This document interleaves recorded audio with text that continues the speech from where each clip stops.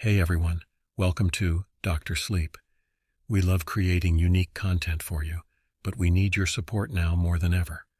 Our channel is facing some challenges, and we really need your interaction. If you enjoy what we offer, please subscribe, hit the notification bell, and share our videos with your friends. Every comment, like, and share makes a huge difference. Let's grow together and keep bringing you the content you care about. Thank you for your continued support. Devil's Hollow didn't look like a place that could swallow people whole. The trees weren't twisted or blackened. They were tall and proud, reaching skyward like cathedral spires. The ground wasn't littered with bones or ancient ruins, just mossy paths and the occasional patch of wildflowers. But the air carried a weight, an almost imperceptible pressure that seemed to whisper, "You don't belong here." Ranger Tom Hollis stood near the fire pit at the campsite's edge, his weathered hat pulled low over his eyes. He'd been working in Devil's Hollow for 12 years, and he had the hollowed cheeks and tired gaze of someone who'd stayed too long.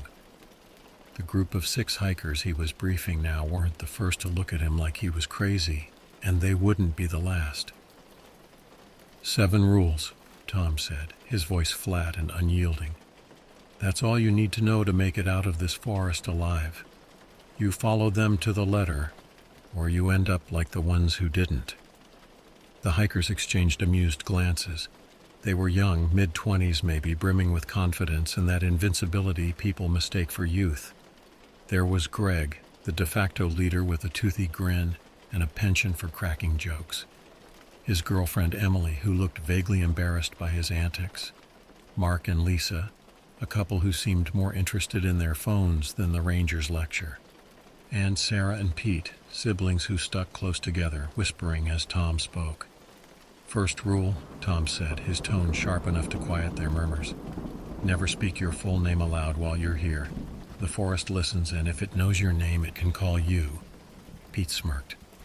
"What does that even mean? The forest gonna send me a text?" "Second rule," Tom continued, ignoring the jab. "Don't pick up anything you didn't bring. A rock, a feather, a coin, it doesn't matter. If it's not yours, leave it." "And if I don't?" Greg asked, grinning. "Then it'll take something from you," Tom said, his voice like gravel. The firelight cast sharp shadows on his face, making him look older, almost skeletal. Your shadow, your reflection, maybe more. By the time Tom finished all 7 rules, the group was restless, eager to start their hike. He could already see it in their eyes. They weren't going to listen. They never did.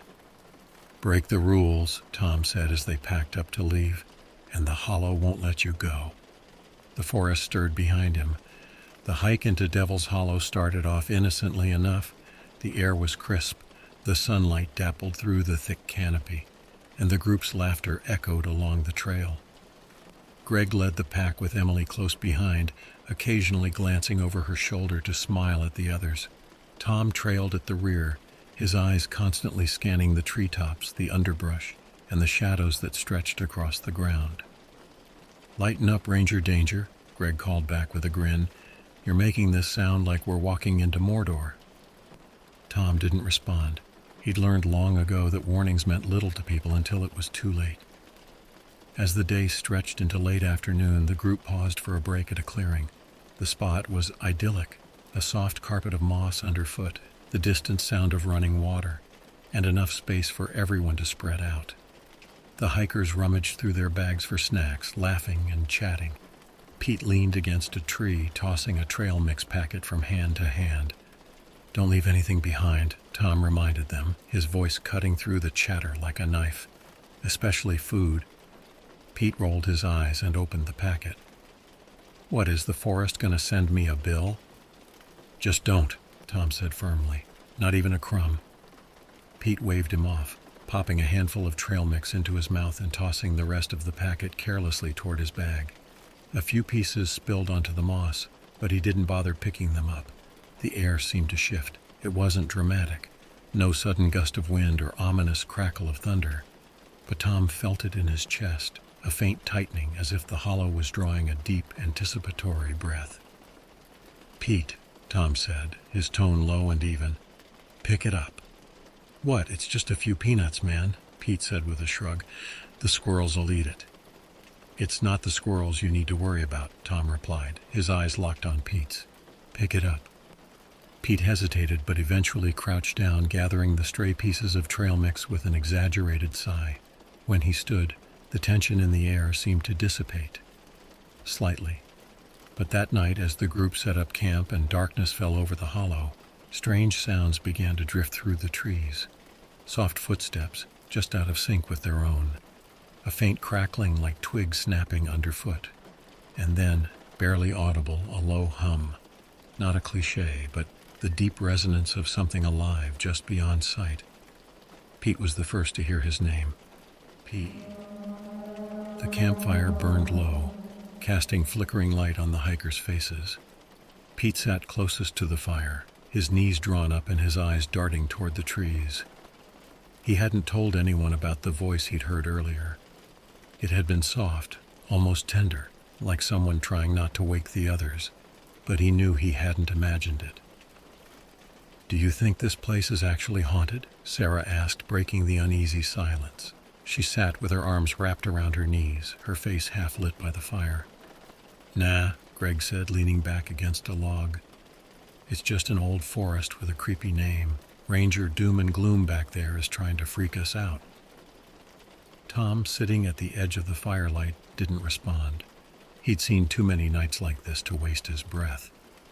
As the group continued to talk, Lisa wandered a little away from the campsite, her flashlight beam cutting through the dense trees. She wasn't going far, just enough to get some air and escape Greg's obnoxious jokes. That was when she saw it. At the base of a tree, nestled in a patch of moss, was a small wooden figure. It was roughly carved, its edges uneven but eerily lifelike, resembling a hunched figure with elongated arms. A crude face had been etched into the wood, its mouth open as if caught mid-scream. Lisa knelt to get a closer look. "Hey, check this out," she called, holding the figure up for the others to see. Tom was on his feet before she finished her sentence. "Put that down," he barked, his voice sharper than anyone had heard before. Lisa frowned. "What? It's just some little carving." "I said put it down," Tom snapped, striding toward her. "You didn't bring it, so it's not yours." Lisa hesitated, clearly annoyed. "It's just a piece of wood, Ranger. Put it down." His voice was ice cold now, and even Greg, usually full of bluster, looked uneasy. Reluctantly, Lisa dropped the figure back onto the moss. Tom grabbed a handful of dirt and scattered it over the carving, muttering something under his breath. "What's the big deal?" Greg asked. "It's not like she stole the Mona Lisa." Tom turned to face him, his expression grim.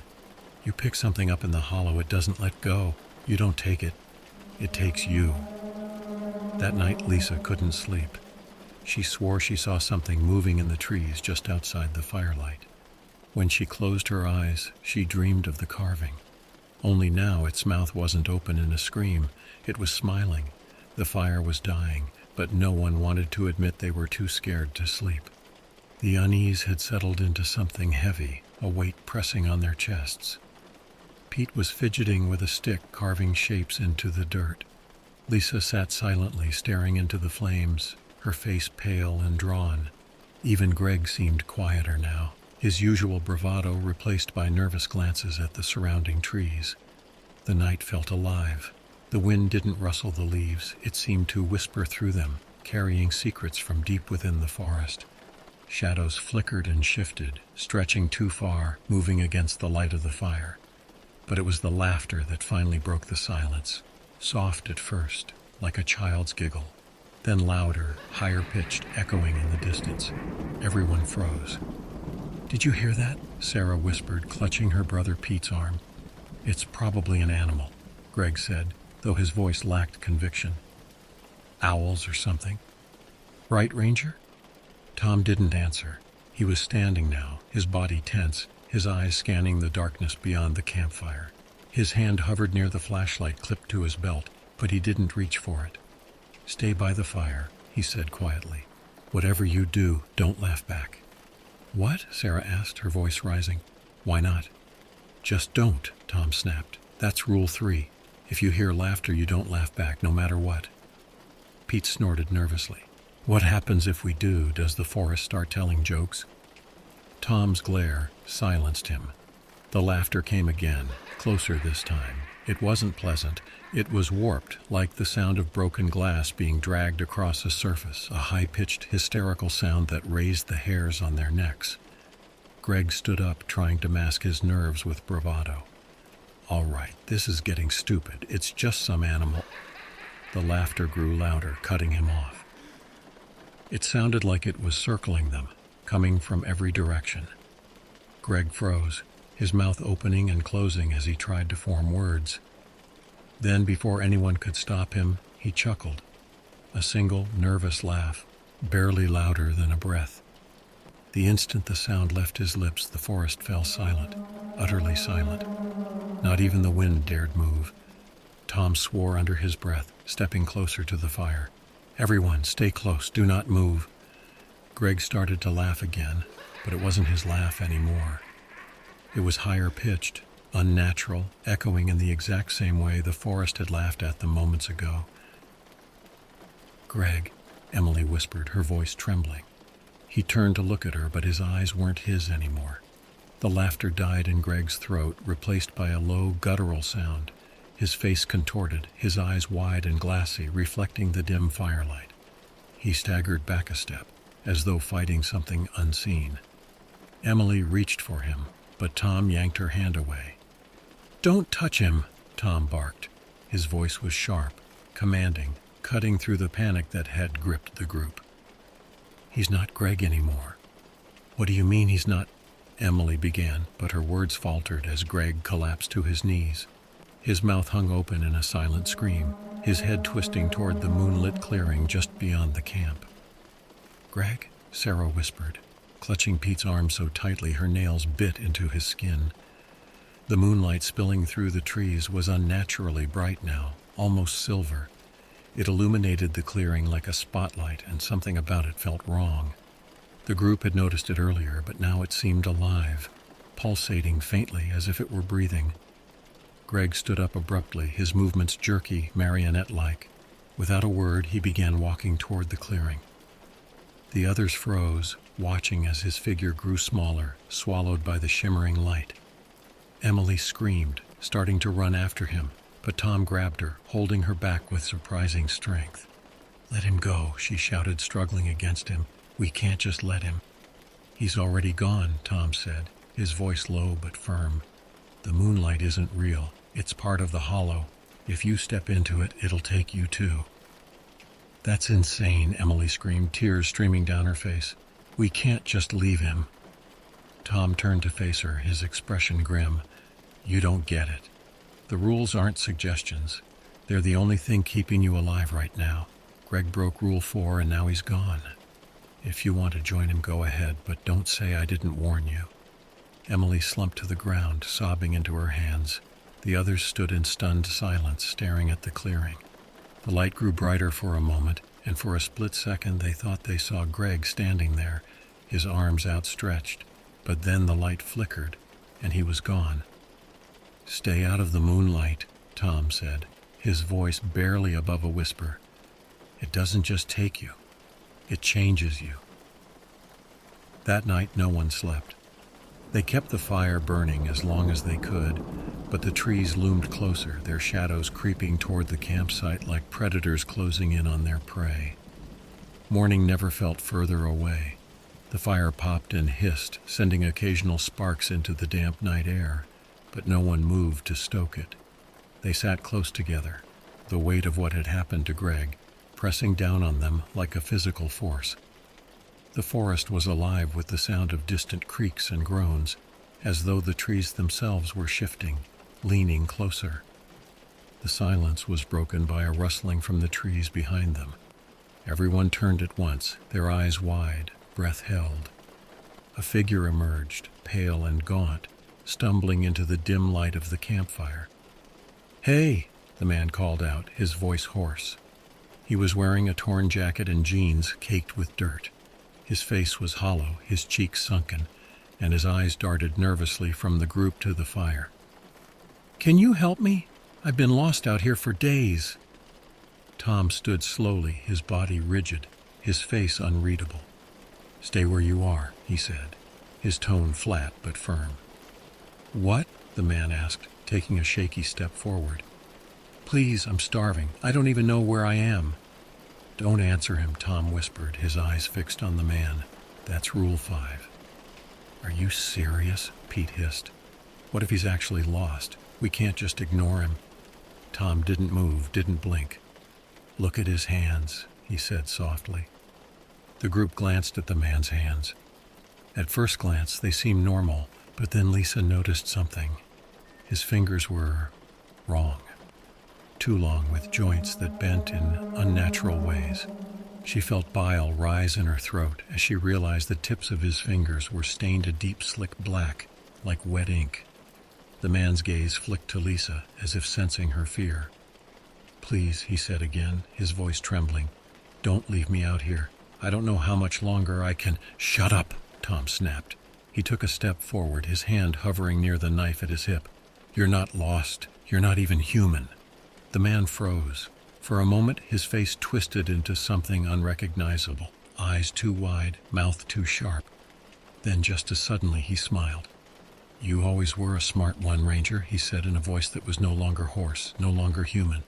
He stepped back into the trees and vanished without a sound. Pete swallowed hard. "What? What was that?" Tom didn't answer right away. He crouched near the fire, adding another log. "The Hollow sends them to test you," he said at last, "to make you break the rules, answer their questions, and they'll take you with them. You wouldn't like where they're going." No one dared speak after the stranger disappeared. The forest pressed in closer, the weight of its gaze palpable. The campfire crackled weakly, a fragile barrier against the encroaching dark. Sarah clutched Pete's arm, her knuckles white, and Lisa stared blankly into the fire, her expression vacant. Emily sat with her head buried in her knees, trembling silently. Tom was the only one who moved, feeding the fire and keeping his back to the trees. "We need to leave," Pete said finally, his voice shaking. "We can't stay here. We'll wait for dawn near the edge of the forest." Tom shook his head without looking up. "We leave this spot before first light. We're dead. Rule 7. "So we're just supposed to sit here and wait to die?" Pete snapped, his voice cracking with fear. "Greg's gone. That thing just showed up, and we're sitting ducks." "Panicking will get you killed faster," Tom said bluntly. "You want to survive the night? Follow the rules, all of them." The firelight flickered, throwing jagged shadows across the campsite. Sarah leaned against a large rock she'd sat on earlier, her body trembling. "I don't think I can do this," she whispered. "I'm so tired and my legs are cramping." Tom's head snapped toward her. "Sarah, move." She blinked at him. "What?" "Move!" he shouted, his voice sharp and commanding. "Get off that rock right now." Confused and scared, Sarah stumbled to her feet. The moment she moved, a low groan echoed through the clearing, and the rock she'd been sitting on pulsed as though it were alive. For a brief second, the surface shimmered, revealing a dark, slick texture that looked like rotting flesh. Then it was just a rock again. Sarah backed away, clutching her chest. "What the hell was that?" Tom exhaled slowly, his face grim. "Rule 6, never sit in the same place twice. The Hollow marks it. You go back, and it takes you." Sarah stared at the rock, her face pale. "What happens if I hadn't moved?" "You wouldn't have moved again," Tom said, his tone flat. "Ever." The fire flickered lower, its light barely holding the shadows at bay. Lisa's voice was barely a whisper. "How do you know all this, Tom?" Tom didn't answer. He just fed the fire another log, his eyes distant, as if he were seeing something they couldn't. The forest had grown unnervingly quiet. The only sounds were the faint crackle of the fire and the heavy breathing of the group, now huddled close together. The hikers whispered among themselves, trying to make sense of what they had seen, but the silence of Devil's Hollow felt predatory, as if it were listening, waiting for its moment. Lisa was the first to snap. "We can't just sit here," she hissed. Her voice trembled with fear and frustration. "We're all going to die if we stay. We need to leave. I don't care what time it is." "No," Tom said firmly, his voice like steel. "You leave before dawn and the Hollow will never let you go." Lisa stood, pacing the edge of the firelight. Her movements were jerky, her hands trembling. This is insane. There's no magical force keeping us here. This is just a stupid forest with stupid rules. Her voice cracked, echoing into the trees. Sit down, Lisa, Tom warned. You're making it worse. Making what worse? She snapped, spinning to face him. You don't even make sense. You're just some crazy old man with a god complex. This whole thing is a joke, and I'm not going to die because you say the trees are alive. The silence that followed was absolute, suffocating. Even the fire seemed to burn quieter, as if the forest itself were holding its breath. Then a twig snapped. Lisa froze, her head jerking toward the sound. Another snap, this time closer. Her eyes darted to the trees, searching for the source, but the shadows stretched too far, the firelight barely reaching their edges.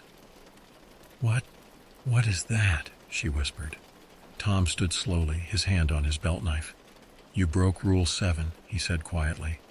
"Now it's hunting." Lisa turned back to him, her face pale. "I didn't do anything, I just—" Before she could finish, the silence broke. The sound of something moving through the trees erupted all around them, heavy footfalls pounding the earth. The group scrambled toward the fire as a massive shadow darted just beyond the light, too fast and too big to be human. Lisa screamed and bolted toward the trees. "No!" Tom shouted, lunging for her, but she was too quick, disappearing into the darkness. The sounds followed her, branches breaking, her screams growing fainter until there was nothing. Tom stood frozen, staring into the black. "She's gone," he said, his voice flat. "The hollow has her now." The others stared at him, wide-eyed, waiting for him to explain. He didn't. Instead, he turned back to the fire and muttered, "It's not done yet." The silence returned, heavier than before. It was as if the forest was digesting Lisa's disappearance, savoring it. The fire crackled faintly, its light barely holding back the creeping dark. Tom tightened his grip on his knife, his knuckles white. The remaining hikers huddled together, eyes darting toward every rustle, every flicker of shadow. What do we do now?" Sarah's voice was barely a whisper, trembling like a leaf in the wind. "We stay by the fire," Tom said, his voice firm but low. "We wait for dawn. No one moves. No one speaks out of turn. The hollow thrives on fear, on breaking the rules. We hold our ground." Pete's nerves were fraying fast. He shot to his feet, pacing in tight circles. "Hold our ground? We've been sitting ducks all night. Greg's gone, Lisa's gone, and we're next. How do we even know the sun will come up in this hellhole?" Tom fixed him with a hard stare, his expression carved from stone. "The sun always comes up. You just have to survive long enough to see it." Pete laughed bitterly, a sharp, humorless sound. "Oh, great. Just survive the night in a forest full of whatever the hell that thing was. Easy. Why didn't you just say so?" The fire sputtered, and Tom's head snapped toward it. The flame shrank momentarily, as though something had sucked the air from the clearing. Then the forest stirred, a low, guttural sound that rumbled through the ground like a pulse. "It's here," Tom muttered, stepping closer to the fire and pulling a flask from his pocket. He uncapped it and poured a thick amber liquid onto the flames. The fire roared to life, surging upward with unnatural intensity. The hikers flinched, shielding their faces from the sudden heat. "What the hell are you doing?" Pete shouted. "Keeping it back," Tom replied, his voice tight. "The hollow hates fire. It's the one thing it can't control." The ground trembled again, and something massive moved at the edge of the clearing. It wasn't a shadow. It was the absence of light, a void that swallowed the faint glow of the fire. The shape was impossible to define, its edges shifting like smoke, but its presence was overwhelming. Eyes, too many to count, gleamed in the dark, all fixed on the group. Tom stepped forward, holding his knife in one hand and a burning stick in the other. "Stay behind me," he growled. "No matter what you see, don't run. The hollow wants you to scatter. That's how it wins." The void shifted, inching closer. A voice emerged from within, deep and layered, as though 100 throats were speaking at once. "You don't belong here, Ranger," it said, the words reverberating in their bones. Tom's jaw tightened. "Neither do you." He hurled the burning stick into the dark, and for a moment the thing recoiled, its form flickering. Then it surged forward, and the fight began. Tom's shouts were drowned out by the roar of the fire and the inhuman sound of the hollow's entity. The thing lashed out with tendrils of shadow that struck the earth like thunder, scattering dirt and embers. Tom moved with precision, dodging, slashing, and throwing anything he could into the flames to keep them alive. The hikers clung to each other, too terrified to move. Pete watched in disbelief as Tom fought, his movements almost too fast for the eye to follow. It wasn't normal, wasn't human. The ranger seemed to anticipate every strike, countering with brutal efficiency, driving the creature back toward the edge of the clearing. "Tom!" Sarah screamed as a tendril of shadow snaked toward her. The ranger spun, hurling his knife, which struck the thing mid-reach. The tendril evaporated into smoke with a shriek, but Tom paid the cost. He was unarmed now. The fire sputtered again, the flames faltering under the entity's relentless assault. The thing pressed closer, its void-like form swallowing everything in its path. Tom grabbed Pete by the collar, his face inches from the younger man's. "Take the flask," he said, shoving it into Pete's trembling hands. "Keep the fire alive, no matter what happens to me." "What? No, you can't," Pete stammered, but Tom was already moving. He grabbed a fallen branch, its tip glowing faintly with embers, and charged the thing head-on. The creature roared, its form splitting and reforming as it lashed out at Tom. The ranger fought like a man possessed, slamming the burning branch into its mass, each strike forcing it back. But it wasn't enough. The creature wrapped a tendril around him, lifting him off the ground. "Run!" Tom bellowed, his voice strained but defiant. "Get out of here!" Pete hesitated, but Sarah yanked his arm. "We have to go." They ran, Sarah dragging Pete and Emily stumbling behind them. The forest shifted around them, the trees twisting and bending as though alive, but they didn't stop. Behind them, the fire roared one last time before being snuffed out. The sound of Tom's struggle faded into silence. When they burst out of the hollow at first light, the air felt lighter, the oppressive weight gone. They collapsed onto the grass, gasping for breath. Pete turned back toward the forest, expecting to see Tom emerge. But the trees stood still, silent, as if the night's horrors had been a dream. A week later, Pete returned to Devil's Hollow with a search party. They found no trace of Tom Hollis, but the campsite was intact, the fire pit cold and lifeless. Carved into the log where Tom had once sat was a single message: "Follow the rules."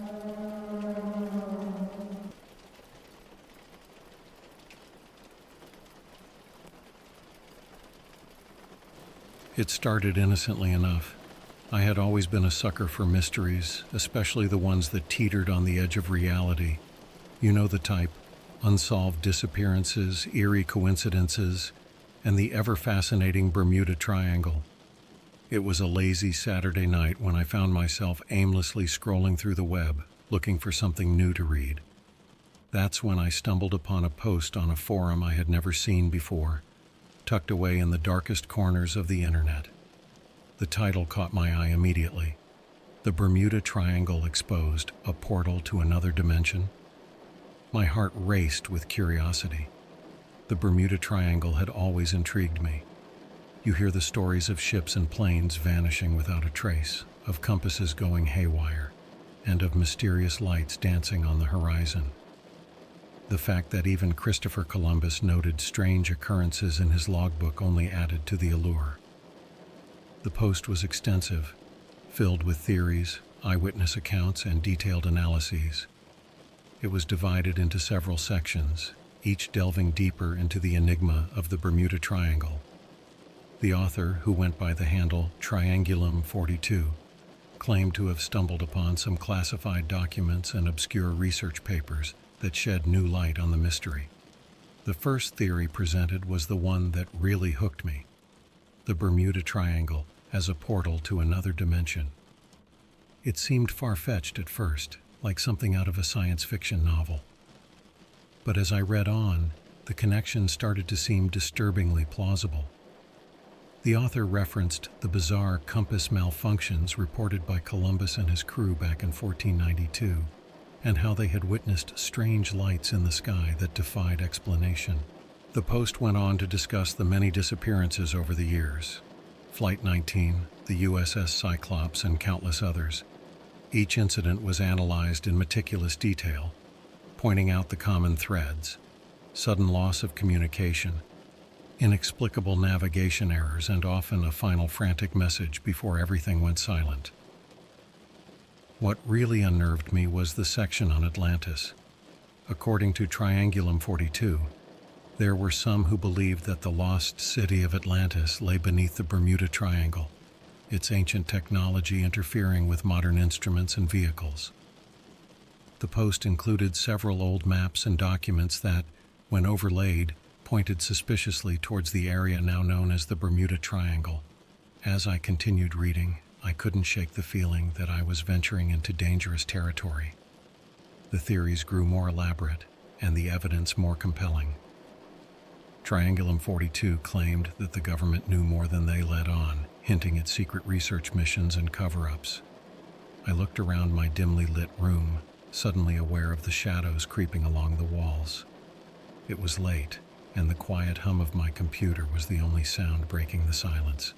The post had drawn me in completely, each paragraph more engrossing than the last. I felt like Alice tumbling down the rabbit hole, each revelation pulling me deeper into the mystery. But then, just as I was about to dive into the next section, my computer screen flickered. A chill ran down my spine. For a brief moment, I wondered if I had gone too far. Had my innocent curiosity triggered some sort of alarm?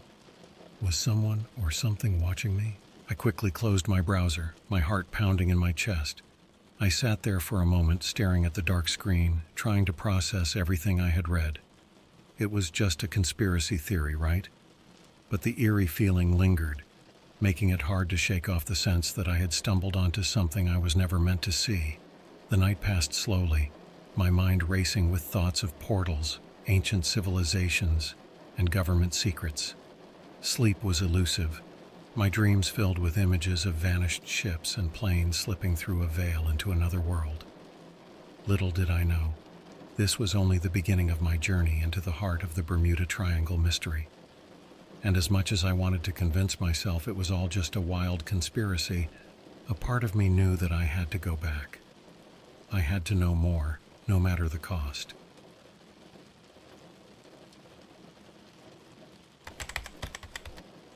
The next day, I couldn't get the Bermuda Triangle out of my mind. It nagged at me like an unsolved puzzle, and I knew I had to go back to that forum. My curiosity overpowered any lingering fears from the previous night. After all, it was just an internet post, right? What harm could it do? I sat down at my computer, took a deep breath, and navigated back to the dark web forum.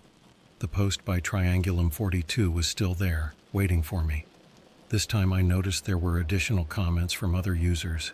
Some dismissed the theories as pure nonsense, while others shared their own strange encounters and experiences within the triangle. I scrolled past these, eager to dive into the next section of the post. This part focused on first-hand accounts from people who had narrowly escaped the Bermuda Triangle's clutches. One story stood out in particular: a commercial pilot flying from Miami to Puerto Rico. Mid-flight, he encountered a strange, swirling cloud formation. His instruments went haywire, and for a terrifying few minutes, he lost all sense of direction. When he finally emerged from the cloud, he was astonished to find that he had traveled hundreds of miles in mere moments. He landed safely, but remained haunted by the experience, unable to explain the bizarre time distortion he had encountered. Another account came from a yacht crew who described an encounter with an uncharted island. They had anchored for the night and awoke to find the island completely gone, replaced by open sea. Their GPS had recorded the island's coordinates, but no official map showed any landmass in that location. The author speculated that these anomalies could be linked to the idea of the Bermuda Triangle being a portal, suggesting that the island might exist in a parallel dimension, only occasionally intersecting with our own. Triangulum 42 also delved into the scientific attempts to understand the Bermuda Triangle. He referenced various studies on magnetic anomalies and underwater topography. One particularly eerie discovery was the existence of massive underwater gas hydrate deposits. These deposits could potentially erupt, releasing huge bubbles of methane gas that might cause ships to lose buoyancy and sink without a trace. It was a chillingly plausible explanation for some of the triangle's mysteries. But the most disturbing part of this section was the mention of secret military experiments. According to Triangulum 42, there were rumors that during World War II, the U.S. Navy had conducted tests involving electromagnetic fields in the Bermuda Triangle. These experiments were said to manipulate space-time, causing ships and planes to vanish. There were whispers of something called Project Rainbow, or the Philadelphia Experiment, where a naval ship allegedly disappeared from Philadelphia and reappeared in Norfolk, Virginia, hundreds of miles away. While officially debunked as a hoax, the connection to the Bermuda Triangle was hard to ignore.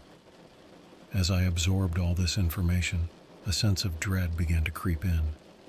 The Bermuda Triangle was no longer just an abstract mystery. It felt tangible and ominous. I couldn't help but wonder if the truth was even stranger than the fiction. The more I read, the more I realized how little we truly knew about this enigmatic region.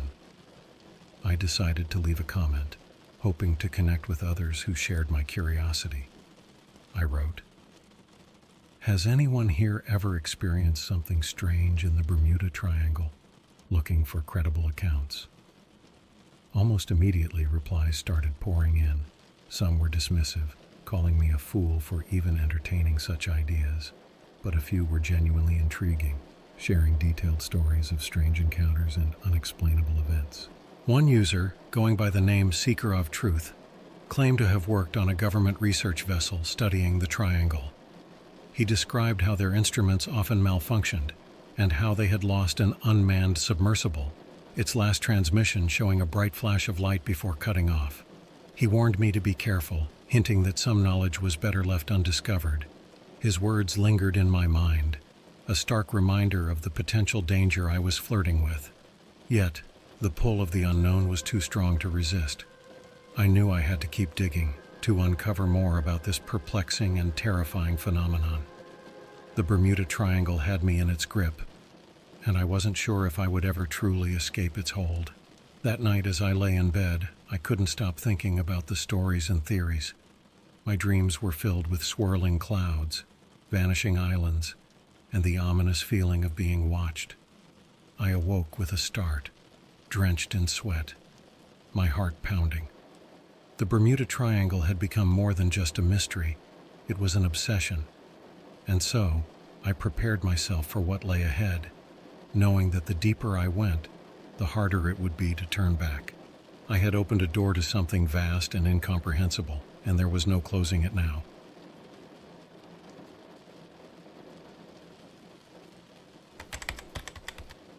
The next few days were a blur. I found myself diving deeper into the dark web forum, piecing together fragments of information and connecting dots that seemed to span centuries. The more I uncovered, the more I realized how entangled the Bermuda Triangle was with both documented history and shadowy conspiracies. Triangulum 42's post had mentioned something called the Columbus Enigma, referring to Christopher Columbus's documented encounters in the region. His logs from the first voyage are well known, but the forum revealed some lesser-known details that sent shivers down my spine. Columbus described how his compass behaved erratically on several occasions, something that would have unnerved any navigator of his time.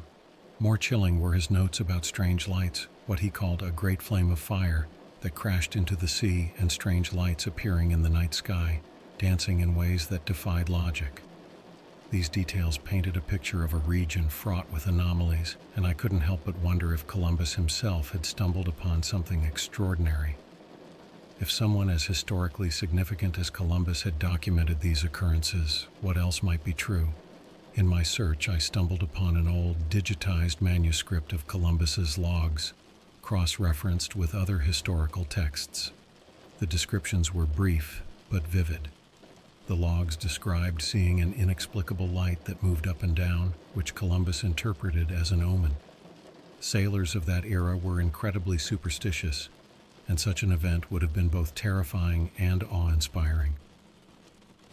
While poring over these ancient texts, I received a direct message on the forum. It was from Seeker of Truth, the user who had previously warned me. His message was cryptic but clear. You're on the right path, but be cautious. Not everything is as it seems. There are forces at play that guard these secrets jealously. The warning was unnerving, but it only fueled my determination. What was so dangerous about this knowledge that it warranted such caution? I decided to reach out to Seeker of Truth, asking if he could share more about his experiences. His response was swift and surprising. He agreed to a private chat. Our conversation took place on a secure, encrypted platform. He revealed that he had been part of a government-funded research team tasked with studying anomalous regions around the globe, with the Bermuda Triangle being a primary focus. According to him, they had documented electromagnetic disturbances, temporal anomalies, and even gravitational fluctuations that defied current scientific understanding. He spoke of a particularly haunting incident where their ship encountered a dense fog. The fog wasn't unusual in appearance, but their instruments went haywire, and the crew reported hearing faint, disembodied voices. The fog seemed to cling to the ship, and they lost communication with the outside world for several hours. When it finally cleared, they found themselves hundreds of miles off course, with no rational explanation for the sudden displacement. Seeker of Truth then dropped a bombshell. There were unconfirmed reports within his team of a government facility hidden deep underwater in the Bermuda Triangle. This facility, he claimed, was researching advanced technologies and possibly remnants of an ancient civilization. The name Atlantis came up again, not as a mythical city, but as a reference to these supposed ancient technologies. As fantastical as it sounded, the consistency of these accounts began to paint a picture that was hard to dismiss. The Bermuda Triangle wasn't just a place of random disappearances. It was a hotbed of activity that seemed to elude our current understanding of physics and reality. The chat ended with another warning. Seeker of Truth advised me to be careful about what I shared and with whom. Some secrets, he said, are protected by those who would do anything to keep them hidden. That night, as I lay in bed, the weight of the information pressed down on me. The Bermuda Triangle was no longer just an intriguing mystery. It was a perilous enigma with layers of secrecy and danger. The stories of Columbus, the time distortions, the strange fog, and the whispers of ancient civilizations all swirled in my mind. The following day, I decided to take a break from the forum. I needed time to process everything. I went for a walk to clear my head, but the normalcy of the world around me only highlighted how strange my journey had become. How many others had stumbled upon these truths and chosen to look away. As I walked, I pondered the next step. I knew I couldn't leave this mystery alone, but I needed to tread carefully. I had touched upon something vast and potentially dangerous, and the last thing I wanted was to attract the wrong kind of attention. Yet, the pull of the Bermuda Triangle remained strong. The more I learned, the more I felt compelled to uncover the full truth, no matter how deep the rabbit hole went. The journey was far from over, and I had a feeling that the most startling revelations were yet to come.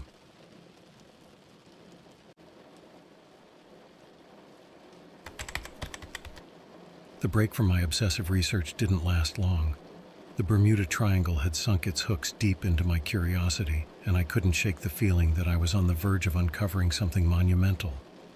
With a sense of cautious determination, I returned to the dark web forum, ready to delve further into Triangulum 42's extensive post. This section was more technical, delving into the scientific anomalies recorded in the Bermuda Triangle. Triangulum 42 had compiled a wealth of data from various sources, ranging from oceanographic studies to satellite imagery. One striking detail was the unusual water currents within the triangle. Scientists had noted that the currents didn't follow normal patterns and seemed to shift unpredictably, often aligning with the mysterious disappearances. The post detailed how these currents could create vortices strong enough to pull ships under the water, explaining some of the vanished vessels. But there was more. These currents were often accompanied by unusual magnetic fields. Triangulum 42 theorized that these magnetic anomalies could disrupt navigational instruments, contributing to the confusion and subsequent disappearances of many aircraft and ships. A particularly intriguing part of this section involved the findings of a Russian oceanographic team that had ventured into the Bermuda Triangle during the 1980s. Their instruments recorded bizarre readings, including sudden temperature drops and inexplicable pressure changes. The team also reported seeing strange luminescent objects beneath the water's surface, moving in ways that defied explanation. This corroborated the accounts of many sailors and pilots who had witnessed unidentifiable lights, both in the sky and below the sea. Triangulum 42 didn't shy away from addressing the more controversial theories either. One that caught my attention was the concept of spatial anomalies. Some researchers proposed that the Bermuda Triangle might be a region where the fabric of space-time was particularly unstable. This could potentially explain the stories of sudden disappearances and reappearances in different locations. It was a chilling thought.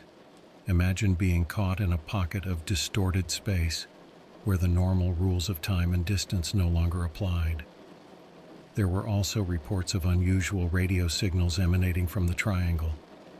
These signals, often dismissed as interference or natural phenomena, had a distinct pattern that suggested intelligence. Triangulum 42 provided audio clips and spectrogram analyses showing the eerie regularity of these signals. They weren't consistent enough to be messages, but were too structured to be mere noise. As I read, I felt a growing unease. These were not just random occurrences, but a pattern of anomalies pointing to something fundamentally strange about the Bermuda Triangle. It was as if the region itself was a living entity, with its own set of rules and behaviors, capable of interacting with those who ventured into it. In the comments section, more users shared their thoughts and experiences. One user, Navigator Sark Jim, claimed to have sailed through the Bermuda Triangle multiple times. He recounted a particularly harrowing journey where his compass spun wildly and he lost all sense of direction. He described seeing a thick, impenetrable fog that seemed to swallow everything it touched. His most disturbing experience, however, was hearing what he described as a chorus of whispers coming from the fog, speaking in a language he couldn't understand. Another user, Tech Enigma, shared a series of photographs taken from a satellite showing strange geometric patterns on the ocean floor within the triangle. These formations, resembling ruins or some sort of large-scale structure, were not present in any official oceanographic maps. This lent credence to the theory of an ancient civilization like Atlantis, possibly lying beneath the waters. The forum discussions were intense and fascinating, but they also carried an undercurrent of fear. Many users, like Seeker of Truth, warned of the dangers of probing too deeply. There were hints of disappearances among those who got too close to uncovering the truth. Stories of researchers who had gone missing or faced inexplicable misfortunes. Despite the warnings, I felt compelled to continue. The Bermuda Triangle was more than a mystery. It was a gateway to understanding something profound about our world. I spent hours cross-referencing the data with other sources, reaching out to experts in oceanography and electromagnetic fields. Some responded with interest, while others dismissed my inquiries as fantastical nonsense. One night, while poring over a particularly dense research paper on magnetic anomalies, I received another message from Seeker of Truth. "We need to talk," it read. "I have information that can't be shared online." My heart raced as I agreed to a video call. When his face appeared on the screen, it was clear he was anxious. He revealed that his team had discovered something during their last mission, something they weren't supposed to find. They had come across a massive underwater structure, clearly man-made and ancient, emitting powerful electromagnetic waves. Before they could investigate further, they were ordered to leave the area and return to base. Seeker of Truth shared grainy underwater footage of the structure. a massive pyramid-like formation covered in strange symbols and partially encrusted with marine life. He believed this was the source of many of the Bermuda Triangle's anomalies, potentially an artifact from a lost civilization with technology far beyond our understanding. Our conversation ended with a final, chilling warning. "Be careful," he said. "You're getting too close. There are those who will do anything to keep these secrets buried." As the call ended, I felt a mix of excitement and dread. The Bermuda Triangle was more than a place of disappearances. It was a nexus of ancient mysteries and hidden truths. I knew I was venturing into dangerous waters, but there was no turning back now. The deeper I went, the more determined I became to uncover the reality behind the legend.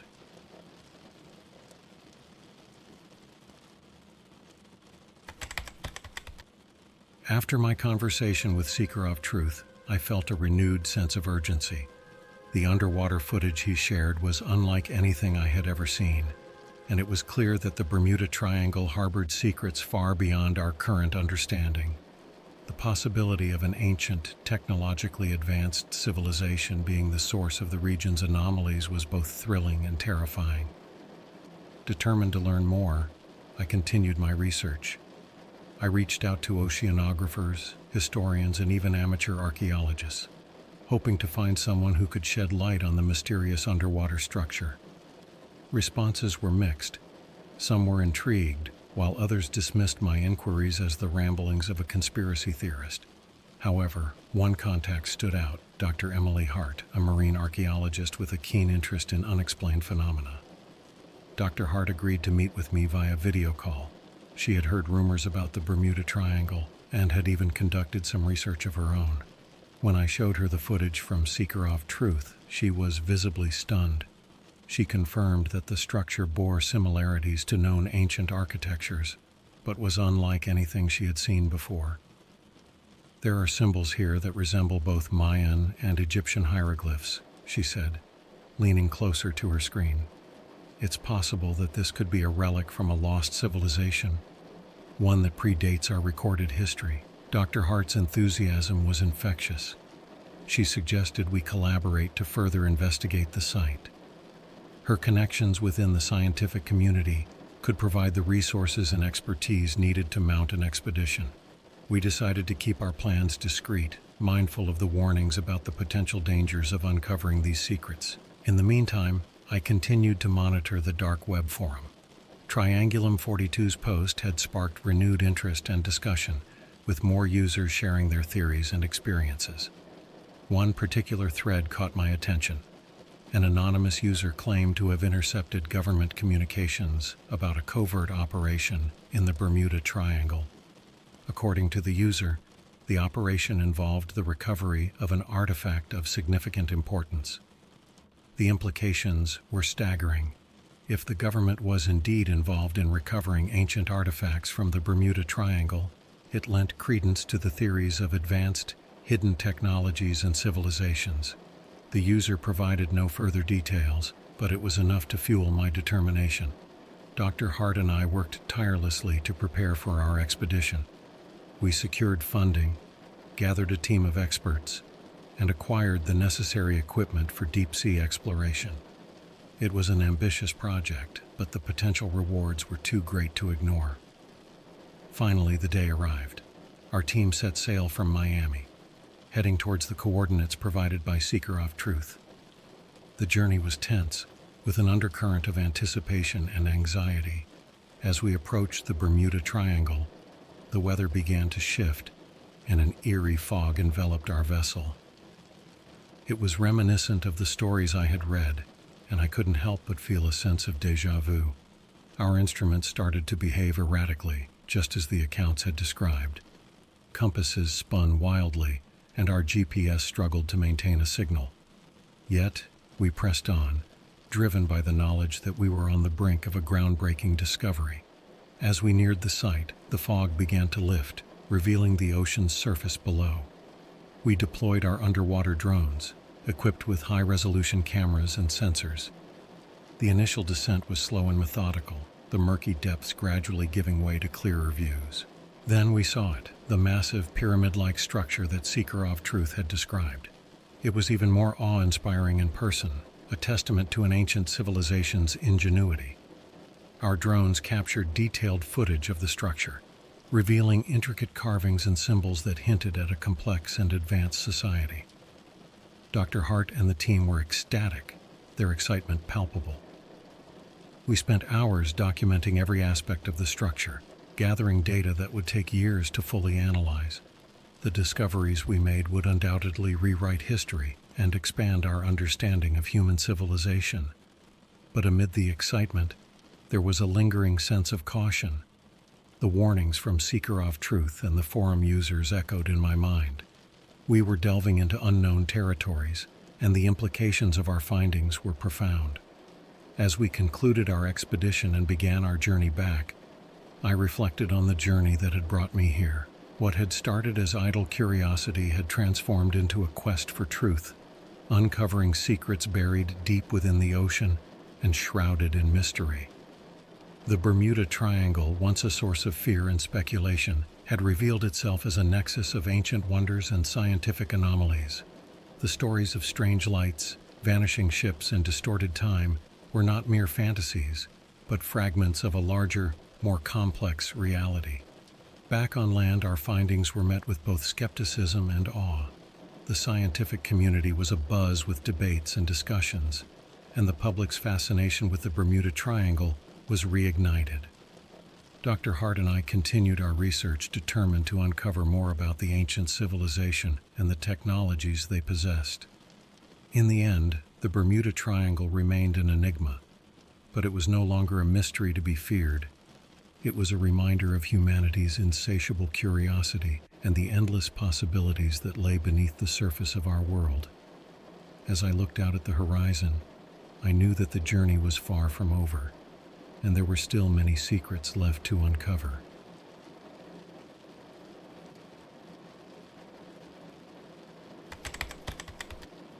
Before I get into this story, I am sorry for everyone that will listen to me pronouncing the name of the mountain wrong, probably. So sorry for that, but still enjoy the story. Hey everyone, I never thought I'd be sharing something like this, but I guess that's what the internet is for, right? A place where we can all spill our weird, creepy experiences without feeling too judged.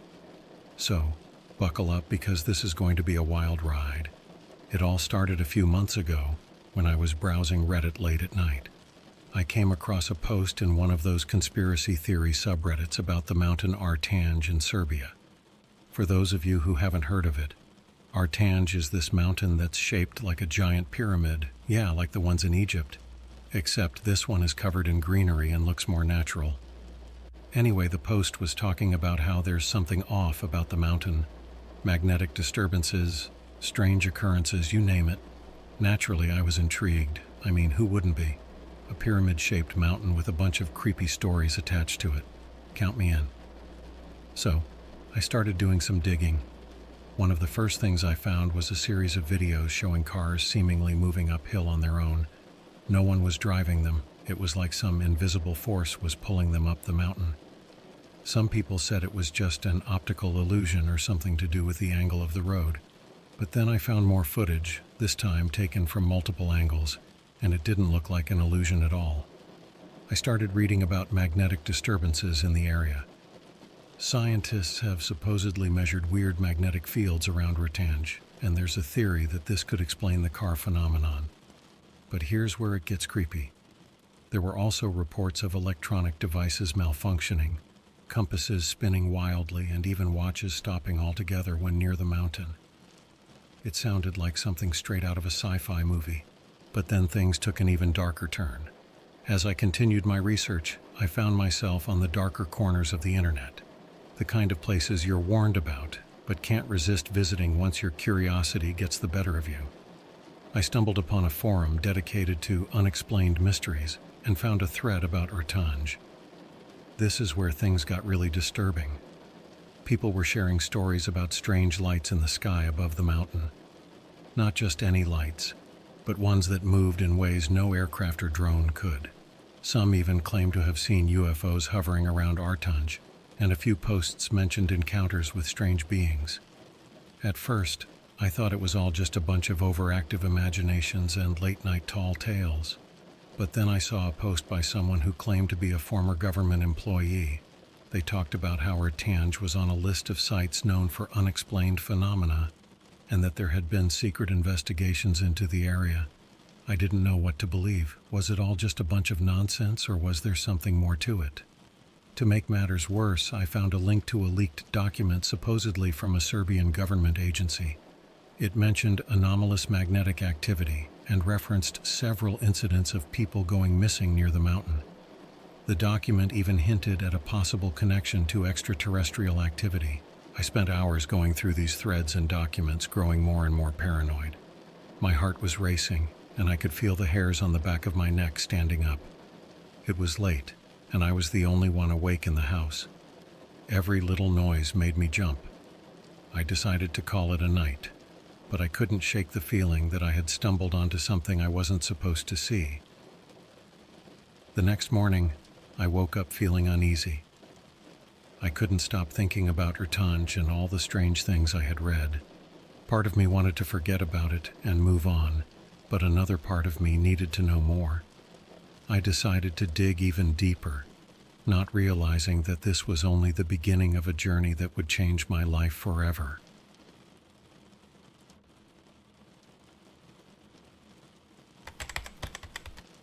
Hey everyone, if you thought the first part was creepy, just wait until you hear what happened next. I couldn't stop thinking about the weird stuff I'd discovered about Mountain Ertange, and the more I thought about it, the more I needed to find out what was really going on. The morning after my late-night deep dive into Ertange's mysteries, I decided to check out the mountain myself. I'm not exactly a spontaneous person, but something about this whole thing was drawing me in like a moth to a flame. I managed to convince a couple of my friends to join me. Let's call them Mike and Sarah. They were skeptical but intrigued enough to tag along. We planned a weekend trip to Serbia. Getting there was surprisingly easy, and soon we were driving through the picturesque Serbian countryside. As we approached Ertange, the mountain's distinctive pyramid shape loomed on the horizon. It looked even more imposing in real life, and I couldn't shake the feeling that we were being watched. Our first stop was a small village at the base of the mountain. The locals were friendly enough, but seemed wary when we mentioned Ertange. One old man sitting outside a cafe caught our attention. He motioned for us to come closer and told us stories about the mountain, stories that were even more unsettling than what I'd read online. He spoke of strange lights at night, unexplained disappearances, and bizarre magnetic anomalies. He mentioned a local legend that the mountain was actually a giant pyramid built by an ancient civilization with knowledge far beyond our own. Some even believed that it was a gateway to another world. As he spoke, his eyes had a haunted look, like he had seen things he couldn't explain. Armed with this new information, we decided to hike up the mountain. We started our ascent early the next morning. The trail was steep and winding, but the views were breathtaking. As we climbed higher, our phones started acting up. GPS signals were erratic, and our compasses were useless. It was like the mountain itself was messing with our electronics. About halfway up, we reached a flat, open area with an unobstructed view of the peak. That's when we saw it. A faint, glowing light hovering near the summit. At first, we thought it was a trick of the light, but as we watched, it moved in a way that no natural light source could. It darted back and forth, then shot straight up into the sky and disappeared. We stood there in stunned silence, trying to process what we had just witnessed. We decided to press on, driven by a mix of curiosity and a growing sense of dread. The higher we climbed, the more we felt an almost tangible energy in the air. It was like the mountain was alive, pulsating with some unseen force. We finally reached the summit in the late afternoon. The view was incredible, but the atmosphere was eerie. There was an old stone structure at the top. Nothing grand, just a small weathered building that looked like it had been there for centuries. As we explored the summit, Mike found something strange. A small, metallic object partially buried in the dirt. It was about the size of a deck of cards with strange symbols etched into its surface. None of us could identify the symbols, but they looked ancient, like something out of an archaeological dig. We took photos of the object and decided to head back down before it got dark. The descent was uneventful, but we couldn't shake the feeling that we were being followed. When we finally reached the village, it was almost dusk. The old man was still at the cafe, and when we showed him the photos of the object, his face went pale. He muttered something in Serbian and hurried away, refusing to speak to us any further. That night, we stayed at a small inn in the village. None of us slept well. We kept hearing strange noises outside our windows, whispers, footsteps, and what sounded like distant chanting. In the morning, we decided it was time to leave. As we packed up, Sarah noticed something odd. Her watch, which had stopped working halfway up the mountain, was now ticking backwards. We tried to laugh it off as a glitch, but it only added to the growing list of bizarre occurrences. We left Serbia with more questions than answers. What was the glowing light? What was the strange object we found at the summit? And why did the old man react so strongly to it? As soon as we got back home, I started digging deeper into Ratanja's mysteries, determined to uncover the truth.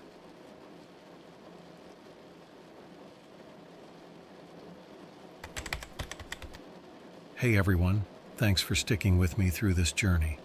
If you've been following along, you know that our trip to Mountain Ortange was nothing short of bizarre. After returning home, the mystery of the strange object we found at the summit kept gnawing at me. I knew I had to figure out what those symbols meant. As soon as we got back, I uploaded the photos of the object to my computer and started scouring the internet for any information on the symbols. I posted the images on a few archaeology and ancient history forums, hoping someone might recognize them. To my surprise, one of the forum members replied almost immediately. He claimed to be an expert in ancient scripts and said the symbols looked similar to a mix of ancient Sumerian and Egyptian hieroglyphs. This was weird because these cultures were separated by thousands of miles and years. How could symbols from such different origins end up on a mountain in Serbia? I decided to contact the expert directly. Let's call him Dr. Thompson. We arranged a video call and I showed him the photos in more detail. Dr. Thompson was fascinated and puzzled. He said the symbols were unlike anything he'd seen before, but confirmed that they bore a striking resemblance to ancient scripts. He suggested that the object might be some kind of artifact left behind by an unknown civilization or even something extraterrestrial, though he admitted that was a bit far-fetched.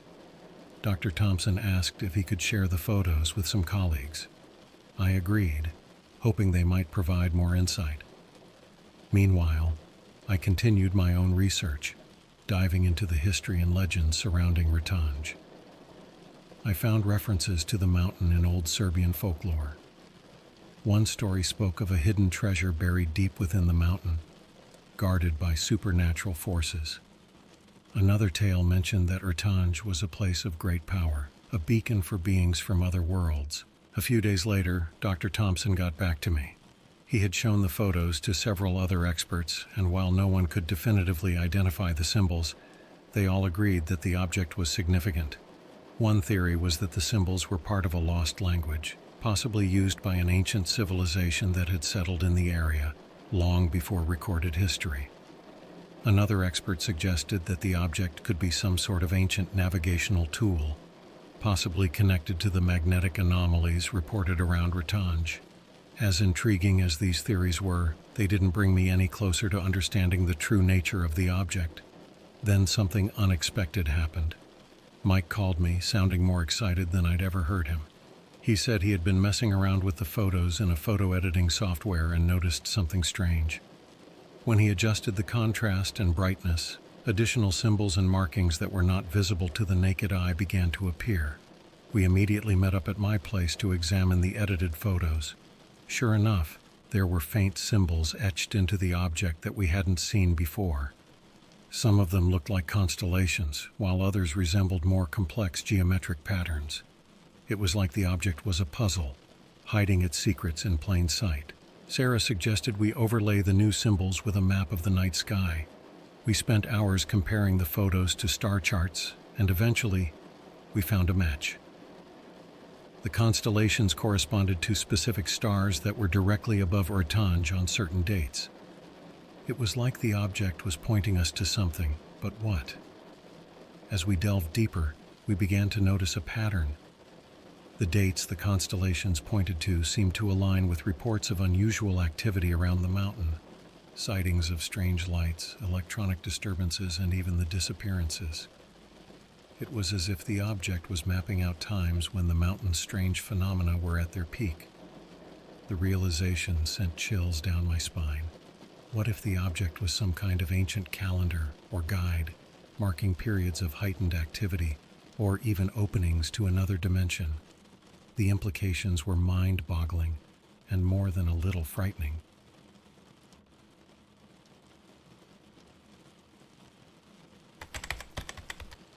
Hey everyone, thanks for sticking with me. If you've been following the story, you know we've uncovered some pretty strange stuff about Mountain Ortange. After figuring out that the object we found seemed to be pointing to specific dates when unusual activities occurred, we decided to go back. This time, we were better prepared. We chose a date that was just a few weeks away, coinciding with one of the constellations the object pointed to. I managed to get some time off work, and Mike and Sarah were both on board for another trip. We packed our bags with more gear, better cameras, portable battery packs, and even a small drone to capture aerial footage. We also brought along some basic scientific equipment, an EMF detector, a Geiger counter, and a set of walkie-talkies to stay in constant communication. We arrived in the village at the base of Ortange the day before the date marked by the object.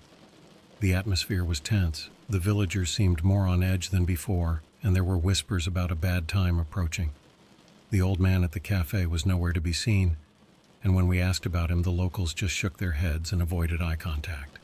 That night, we double-checked our equipment and went over our plan. We would hike up to the summit early in the morning and set up camp near the stone structure. We hoped to capture any unusual activity on our cameras and sensors. The hike up was as challenging as before, but we made good time and reached the summit by midday. The air felt charged, and there was a strange stillness around the peak. We set up our equipment and waited, feeling a mix of excitement and trepidation. As the sun began to set, the temperature dropped sharply, and a thick fog rolled in, obscuring our view. It was eerie, to say the least. Our EMF detector started picking up sporadic readings, nothing too alarming but definitely unusual. The Geiger counter, however, remained steady, showing normal levels of radiation. Around midnight, things started to get really strange. The fog seemed to glow faintly, and we could see the same faint light we had observed during our previous visit. This time, though, it was closer, hovering just above the stone structure. We watched in awe as the light pulsed rhythmically, almost like it was breathing. Suddenly, our walkie-talkies crackled to life with static, and we heard a faint, garbled voice. It was impossible to make out what it was saying, but it sent chills down our spines. Mike tried to respond, but the static drowned out his voice. The EMF detector was going crazy, spiking off the charts. Sarah, who was manning the drone, launched it to get a better view of the light.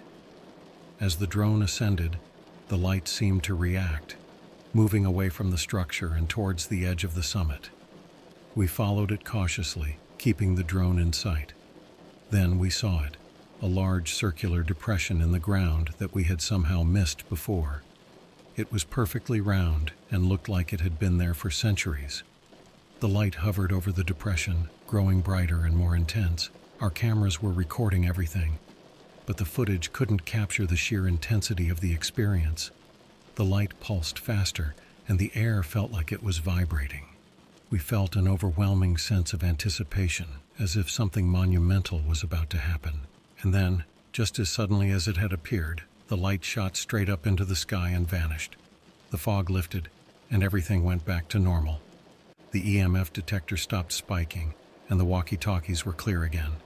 It was as if nothing had happened, but we knew better. We approached the circular depression cautiously. It was filled with strange symbols, similar to those on the object we had found. We took as many photos as we could, documenting every detail. There was a palpable energy in the air, like the aftermath of a powerful storm. As dawn broke, we packed up and made our way back down the mountain. We were exhausted, but exhilarated. We knew we had witnessed something incredible, something that defied explanation. When we returned home, we analyzed the footage and data we had collected. The drone's camera had captured the light's movements in stunning detail, and our sensors had recorded significant electromagnetic fluctuations. The circular depression and its symbols remained a mystery, but we had plenty of material to study.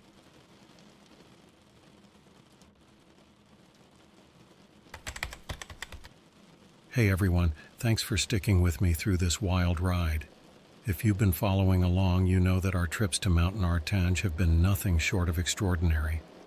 After returning from our second visit, we had a ton of data and footage to analyze. What we discovered was beyond anything we could have imagined. Back home, we spent weeks poring over the photos, videos, and sensor readings. The footage from the drone was particularly compelling. It showed the light's intricate movements and the way it interacted with the environment. We also focused on the circular depression and its symbols, trying to decipher their meaning. Sarah, who had a background in computer science, suggested we run the symbols through a pattern recognition algorithm. We fed the images into the software, hoping to find a match with known languages or symbols. The results were astonishing. While there was no direct match, the algorithm identified similarities to both ancient Sumerian and Egyptian hieroglyphs, as well as a few undeciphered scripts from other ancient cultures. This reinforced Dr. Thompson's theory that the object and the symbols were the work of an advanced, possibly unknown civilization. The geometric patterns we found also corresponded to mathematical concepts that were far ahead of their time. It was like the object was a piece of a larger puzzle, one that spanned centuries and continents. Then, one evening, as I was going through the footage for the umpteenth time, I noticed something odd. In the moments when the light pulsed the strongest, the symbols on the object seemed to glow faintly. It was barely perceptible, but it was there.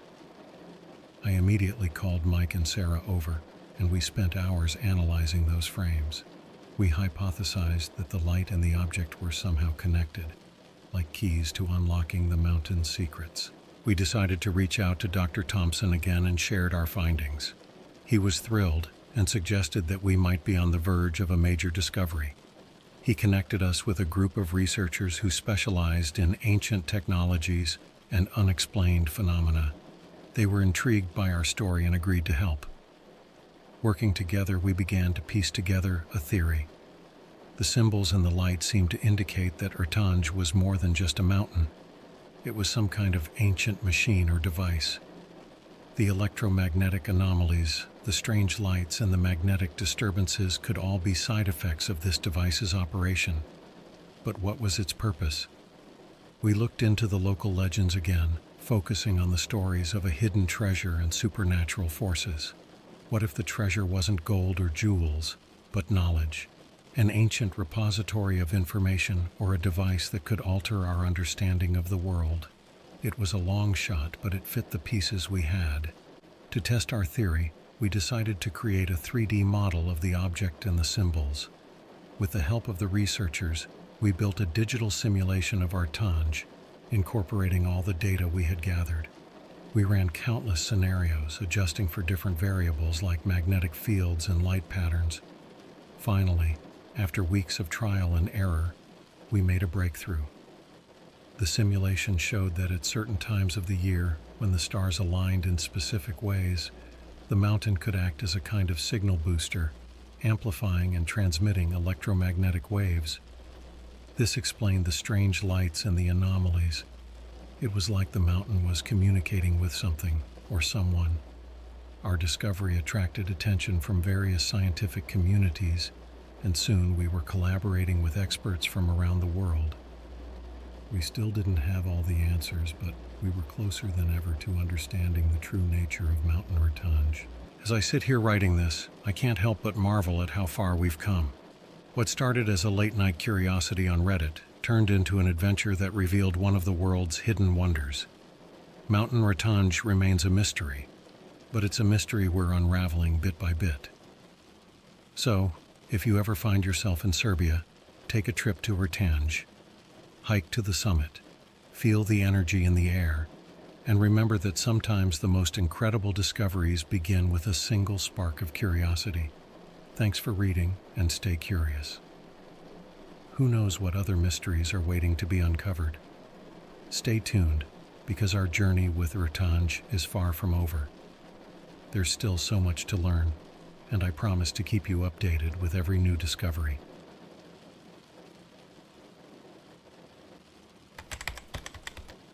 Hey Reddit, I never thought I'd be posting something like this, but I just experienced the most unsettling thing and needed to share it with someone.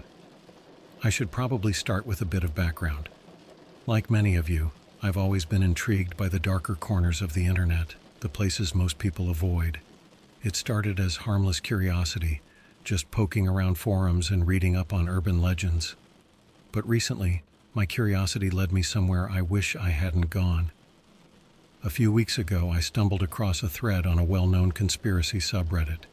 The post was vague, just a link to the dark web with a cryptic message. Proof of the divine. They're hiding the truth from us. Against my better judgment, I decided to check it out. After all, who wouldn't be curious about something like that? Navigating the dark web is tricky, but I've done it a few times before. This time felt different, though. As I delved deeper, I found myself on a site with no name, just an eerie symbol, a winged creature that looked almost human, but not quite. I clicked on it, and what I found still haunts me. The first thing I saw was a series of images.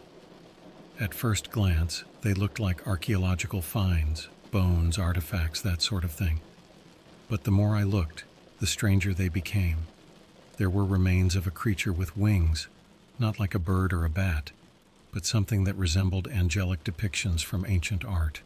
The bones were humanoid, but the wings were unmistakably there, fragile-looking yet massive.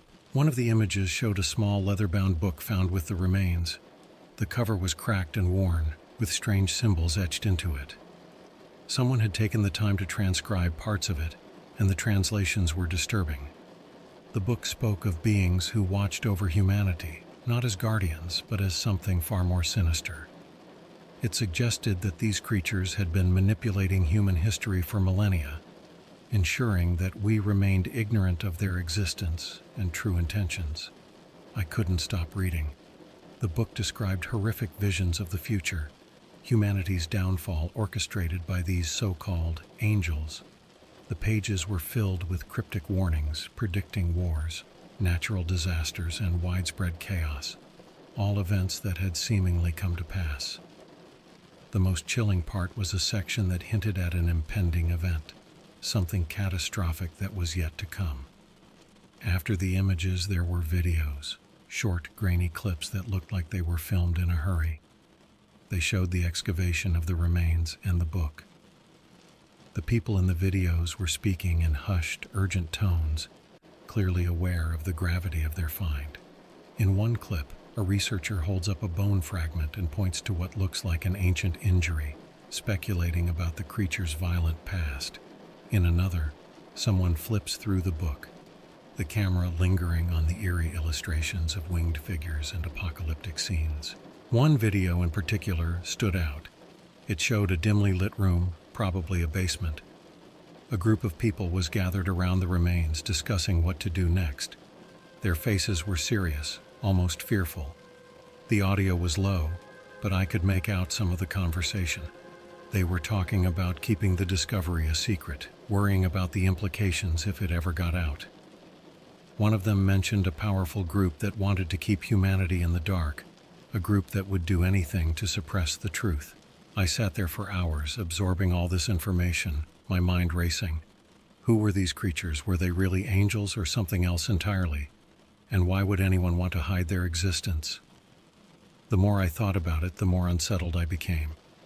I had to share this with someone, but who would believe me? So here I am, posting on Reddit, hoping that someone out there can help me make sense of this. I have all the files saved, and I'm considering uploading them. But I'm also terrified of what might happen if I do. What if that powerful group finds out? What if they're already watching me? Anyway, That's all for now. I'll keep you posted if I find out more. Has anyone else come across anything like this? I could really use some advice. Stay safe out there, folks.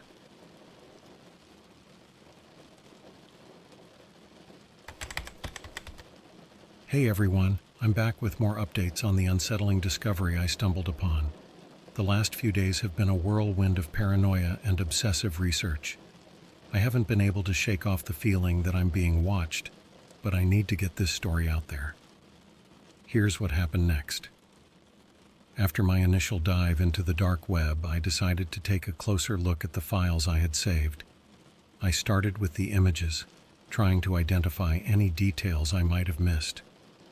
One particular photo caught my attention. It was a close-up of the creature's skull. There were intricate carvings on the bone, almost like runes or ancient symbols. I spent hours cross-referencing them with known languages and symbols, but nothing matched perfectly. It was as if these carvings were from a language lost to time. I then moved on to the videos. There was one I hadn't watched thoroughly before, titled Interview. It showed an older man, clearly distressed, speaking in a language I couldn't understand.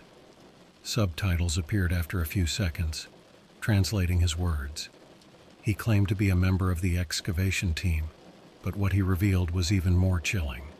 The man talked about how the discovery of the winged creature was not accidental. He said they had been following a trail of ancient texts and rumors, hints scattered across the globe. These texts, according to him, were deliberately hidden by powerful entities throughout history. He mentioned secret societies, government cover-ups, and even hinted at religious institutions being involved in concealing the truth. According to him, the creatures were not just myths or religious symbols. They were real and had influenced humanity in ways we couldn't comprehend. He spoke of a particular incident where a colleague disappeared under mysterious circumstances. One day, they were discussing the implications of their find, and the next day, that person was gone, without a trace. It was then that they realized they were being monitored. The man's eyes darted around nervously as he spoke, clearly fearful for his life. In another part of the video, the same man showed more pages from the leather-bound book. These pages contained detailed drawings of the creatures in various poses, some appearing benevolent, while others depicted horrifying scenes of destruction and control. The book seemed to be a mix of a diary and a prophetic text, with the author claiming to have been in contact with these beings. One drawing in particular gave me chills. It showed a massive winged figure standing over a city in ruins. The caption read, "The Harbinger of Change." According to the book, this creature would appear at a time of great upheaval to usher in a new era, one that would reshape humanity in ways we couldn't fathom. Determined to get to the bottom of this, I reached out to a friend who is a historian specializing in ancient civilizations. I knew he might be able to provide some insight into the symbols and the context of the book. When I showed him the images, he was initially skeptical, but soon became intrigued. He agreed to help me analyze the content further. Over the next few days, we pored over the material together. My friend identified some symbols as being similar to those used in ancient Mesopotamian texts, but with significant deviations. He suggested that they might represent a hybrid language or a coded message. We also noticed that the book mentioned several ancient sites around the world, places known for unexplained phenomena and mysterious ruins. As we dug deeper, we found references to a group called the Keepers of the Veil. According to the book, they were tasked with maintaining the balance between humanity and these winged beings. The Keepers were said to have knowledge passed down through generations, knowledge that included ways to summon, control, or even banish these creatures. One particularly eerie passage spoke of a ritual involving a key of light, an artifact said to be able to open a portal to the realm of these beings. The book warned that using the key could have catastrophic consequences if misused, but it also hinted that the key had been lost or hidden centuries ago. As fascinating as all this was, it was also terrifying. If any of this were true, it meant that there was a hidden history of humanity, one that involved beings far beyond our understanding.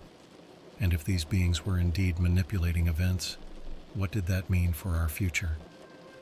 I decided to post this update to see if anyone else had any pieces of the puzzle. Maybe someone out there has encountered similar stories or can provide more information about the Keepers of the Veil or the Key of Light. I'm still debating whether to upload the videos and documents I have. I'm scared of who might come after me if I do, but the truth needs to be known. Stay safe, everyone, and keep your eyes open. There's more to our world than meets the eye, and some truths are hidden in the shadows.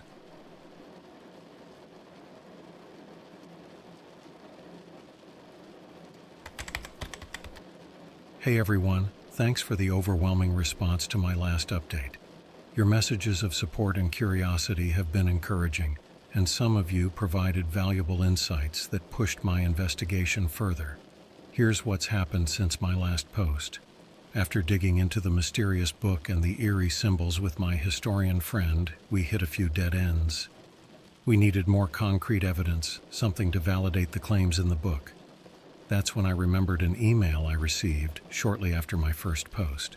It was from someone who claimed to have information about the Keepers of the Veil.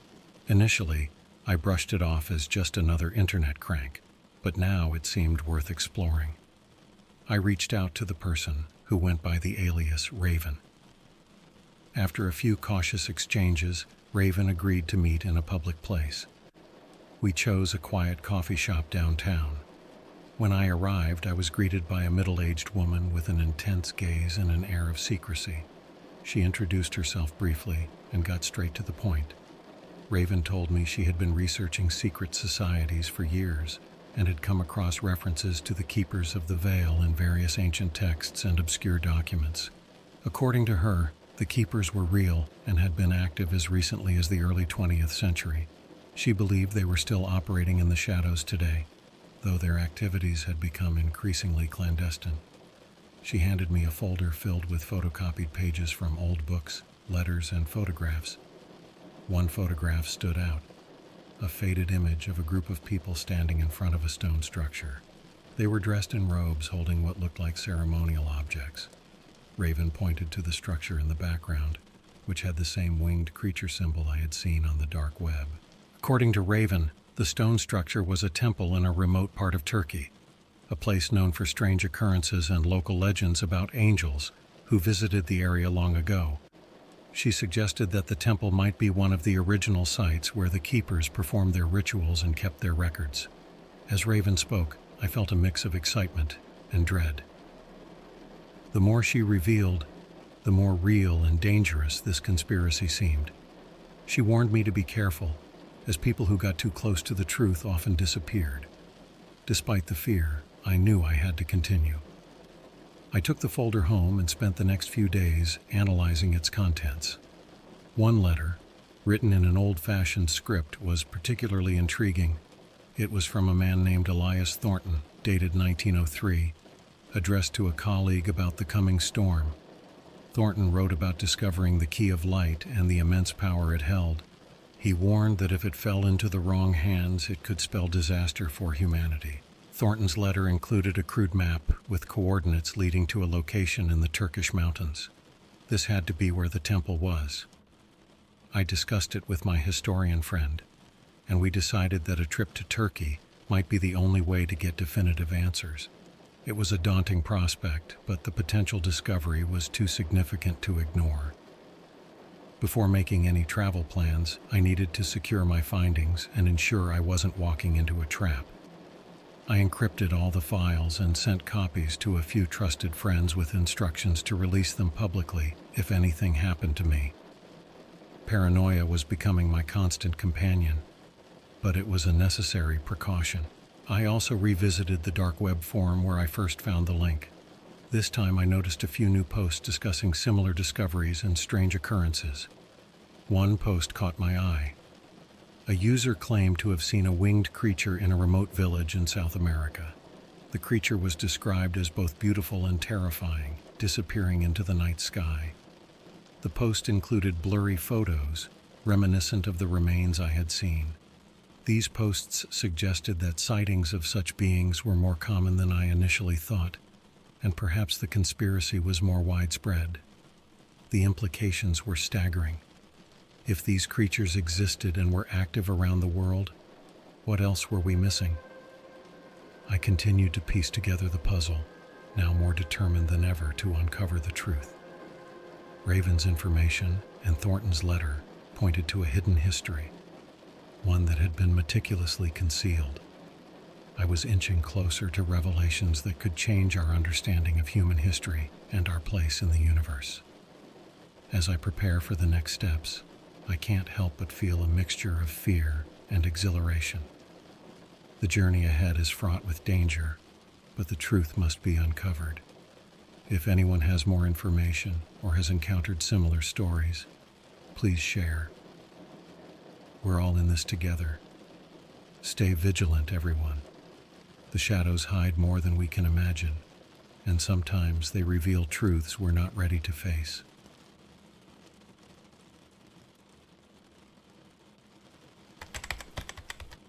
Hey everyone, I'm back with more updates.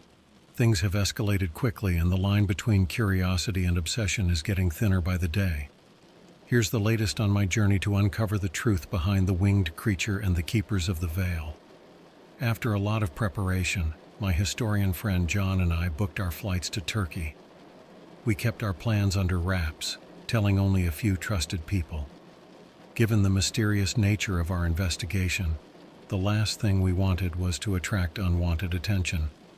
The flight was uneventful, but as we descended into Istanbul, I couldn't shake the feeling that we were being watched. We rented a car and drove to the remote location indicated on Thornton's map. The journey was long and arduous, taking us through rugged terrain and isolated villages. Locals were friendly but cautious, their eyes filled with unspoken stories. When we mentioned the ancient temple, they exchanged worried glances and whispered among themselves.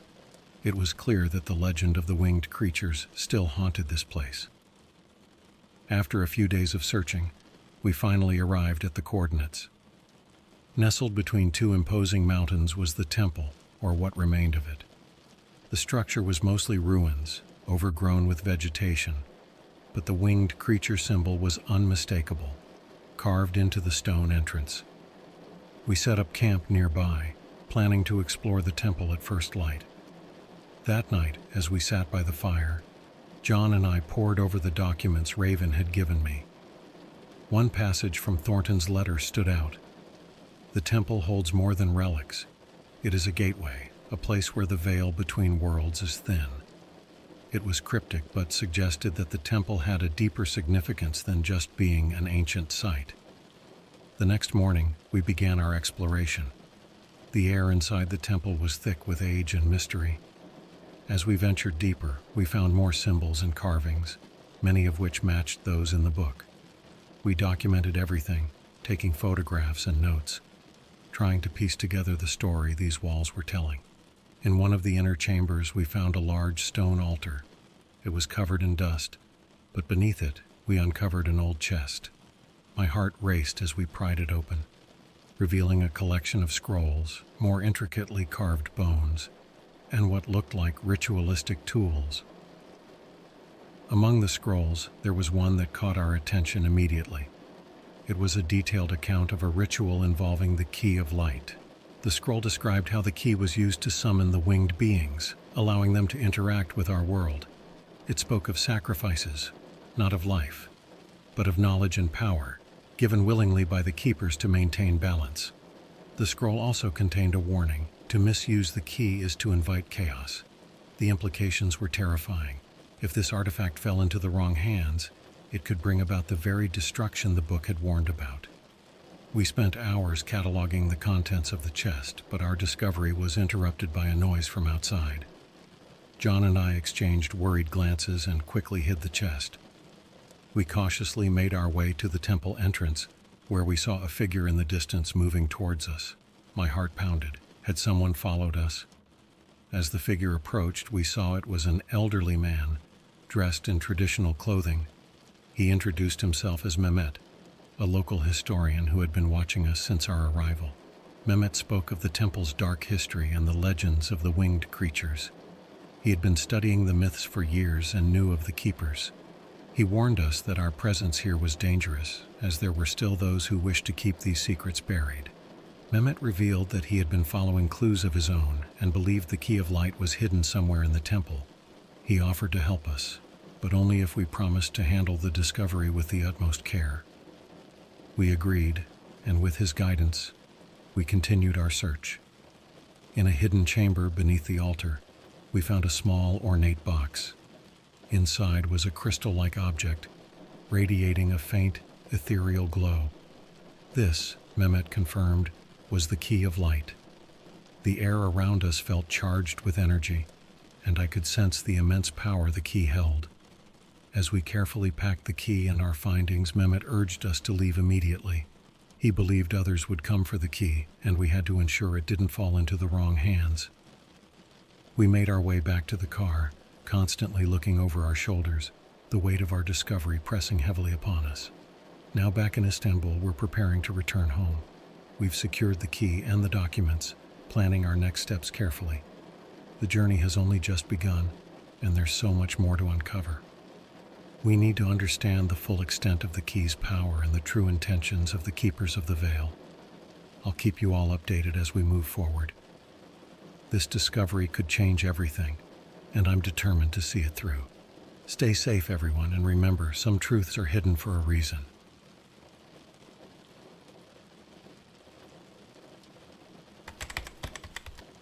Hey everyone, this will probably be my final update.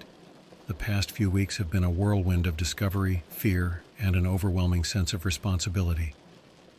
Here's how it all unfolded. After securing the key of light and returning to Istanbul, John, Mehmet, and I took every precaution to ensure our findings remained safe. We booked our flights back home, keeping a low profile and splitting up the documents and artifacts between us. The journey back was tense, with every glance over my shoulder feeling like an eternity. Once home, we convened in my small apartment, turning it into a makeshift research lab. We knew that we had to fully understand the power and implications of the key before deciding on our next steps. Mehmet, with his extensive knowledge of the legends, played a crucial role in deciphering the remaining texts and guiding us through the process. One evening, as we were poring over the scrolls, John made a breakthrough. He discovered a hidden compartment within one of the older scroll cases. Inside was a smaller scroll, more fragile than the others, detailing an ancient prophecy.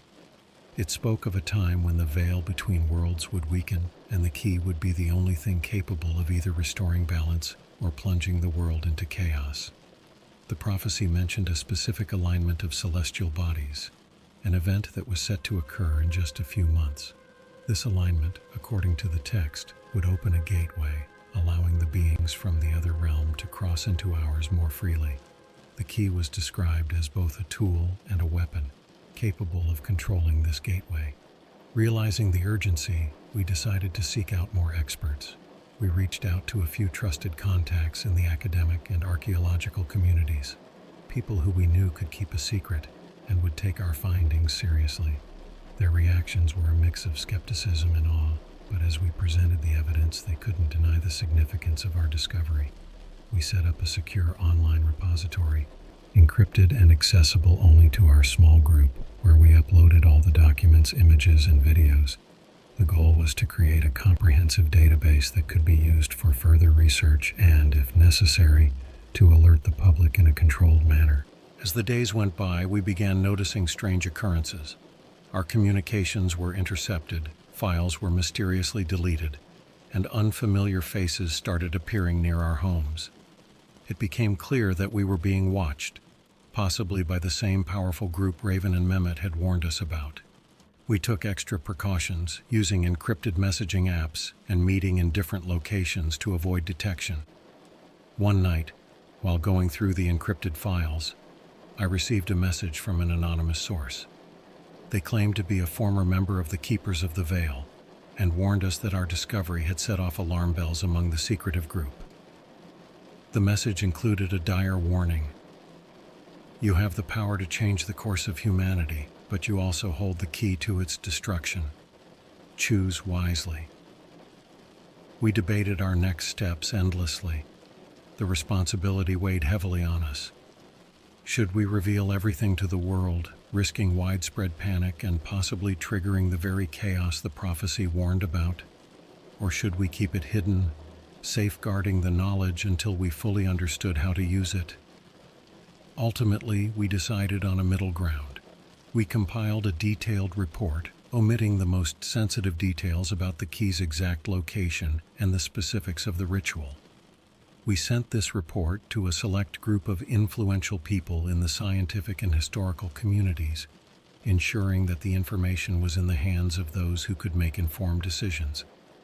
As for the key of light, we agreed it was too dangerous to remain in one place. We devised a plan to split it into its constituent parts and hide them in different locations around the world, with each piece entrusted to a different member of our group. This way, the key's full power could only be accessed if we all agreed to reunite the pieces. In the end, the truth remains partially hidden, but the knowledge and artifacts are safeguarded. We continue to research, staying vigilant and ready to act if necessary. The beings from the other realm, the true nature of the keepers of the veil, and the full potential of the key remain mysteries we are still unraveling. I hope this story has been as enlightening for you as it has been for me. Remember, the world is full of hidden truths, and sometimes it's better not to delve too deep into the shadows. Stay safe, keep your mind open, and always question the reality presented to you.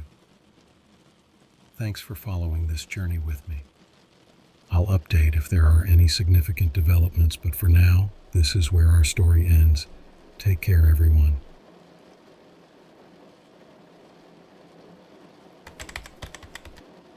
I've been a gamer for as long as I can remember. It's more than just a hobby. It's a way to unwind after a long day, a way to connect with people I would never have met otherwise. One of those people was a guy named Rick. We met on an MMO about 5 years ago, and over time he became more than just a gaming buddy. He became a friend. Rick was a bit of a mystery, but that's not uncommon in the gaming world. You can spend hours talking to someone without knowing their real name, where they live, or what they do. But Rick and I eventually exchanged real names and even a bit about our personal lives. He was from a small town in the Midwest, had a dog named Buster, and worked some kind of IT job that he hated. One night, we were in the middle of an intense raid and everything was going as usual. We were chatting over Discord, cracking jokes and coordinating our team. Suddenly, Rick mentioned something that made me pause. "Hey, have you ever heard about the dark web?" he asked, almost casually, like he was asking about the weather. I laughed it off at first, thinking he was joking. "Yeah, I've heard of it. Why?" "There's some crazy stuff there, man. I stumbled upon it the other night and it's wild." I could hear the seriousness in his voice. It wasn't like Rick to bring up stuff like this out of the blue. "What were you doing there?" I asked, my curiosity piqued. "Just browsing, looking for some old games that aren't available anymore. But I found some really messed up forums, people talking about stuff that, well, it's better not to know." His tone had a finality to it that sent a shiver down my spine. The conversation moved on, but that mention of the dark web lingered in my mind. We finished the raid and everything seemed normal. Rick logged off with a casual, "See you tomorrow, man." I logged off too, thinking nothing of it. But the next day, Rick didn't show up online. I thought maybe he was busy with work or something. Days turned into weeks and still no sign of him. I sent him messages on Discord, texted him, even tried calling his number, which went straight to voicemail every time. That's when I started to get worried. Rick was a creature of habit. He had a routine, and breaking it was unlike him. I knew his full name, so I decided to do a little bit of my own detective work. I searched for him on social media, but there was nothing. It was as if he had vanished. Months passed, and I couldn't shake the feeling that something was terribly wrong. I finally decided to hire a private detective. It wasn't cheap, but I couldn't just let this go. I needed answers. The detective, a grizzled guy named Sam, took the case. He promised to find Rick, or at least figure out what happened to him. Weeks later, he came back with nothing. No traces, no records, not even a hint of Rick's existence. It was as if he had been wiped from the face of the earth. I was left with more questions than answers. What had Rick found on the dark web? Why did he disappear? And how could someone just vanish without a trace? I couldn't let it go. Every time I logged into the game, I expected to see his username pop up, to hear his voice again. But it never did. And that's when the nightmares started.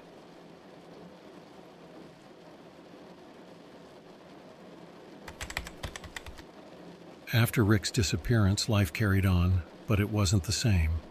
Every evening felt a little emptier without our usual gaming sessions. The absence of his familiar banter left a void, and I couldn't shake the nagging worry about his well-being. I spent hours scouring the internet for any trace of Rick. His social media profiles were either inactive or deleted. I reached out to mutual friends we had met in the game, but none of them had heard from him either. It was as if he had vanished without a trace. The private detective Sam hadn't found any leads either. Despite my frustration, he reassured me he was still working on the case. It was a small comfort, but it wasn't enough. I needed answers. One night, about 2 months after Rick's disappearance, I received an email from an unknown address. The subject line read, "Info about Rick." My heart raced as I opened it. The email was brief. "If you want to know what happened to Rick, meet me at the Rusty Nail 10 p.m. tomorrow." The Rusty Nail was a bar on the edge of town, not exactly the safest place, but I didn't care. This was the first lead I had. The next night I arrived at the bar, a dimly lit place with a rough crowd. I scanned the room, looking for someone who might be expecting me. A man in a dark hoodie waved me over to a corner booth. He looked to be in his late 30s, unshaven and nervous. "Are you the one who sent the email?" I asked, sliding into the seat across from him. He nodded. "Name's Jake. I knew Rick. We met through some mutual friends online." "Where is he? What happened to him?" My voice was a mix of desperation and hope. Jake glanced around nervously. Rick got in over his head. He was looking for something on the dark web, something he shouldn't have. People there don't like outsiders snooping around. "What was he looking for?" I asked, leaning in closer. "He was trying to find a game," Jake said, lowering his voice. "An old, obscure game that supposedly had some unusual features. But he found more than he bargained for. People started following him, threatening him. I felt a chill run down my spine." "What kind of threats?" "Real threats, not just online trolling. They knew his real name, his address, his family. He told me he was going to disappear for a while, lay low until things blew over. And then he vanished," I finished, my heart sinking. Jake nodded. "I tried to warn him, but he was determined. He thought he could outsmart them. But these people, they don't play games." I sat back, trying to process what I had just heard. Rick had always been curious, sometimes recklessly so, but I never imagined it would lead to something like this. "Do you have any idea where he might have gone?" I asked. Jake shook his head. "No, he didn't tell me where he was going, just that he needed to get off the grid." I thanked Jake and left the bar, my mind reeling. If Rick had indeed gone into hiding, there was little chance I'd find him without more help. But at least now I had some idea of what had happened. Over the next few days, I contacted Sam again, giving him the new information. He promised to dig deeper, to look into any connections Rick might have had with the dark web. Meanwhile, I couldn't help but worry about Rick. The thought of him out there, alone and in danger, kept me up at night. The gaming world we both loved had turned into a nightmare for him, and I felt helpless to do anything about it. Weeks passed with no new leads. Sam kept searching, but Rick remained a ghost. I started to lose hope, wondering if I'd ever see my friend again. Then, one night, I received another email. This time, it was from Rick's old email address. The subject line was blank, and the message was simple. "Don't look for me. It's not safe."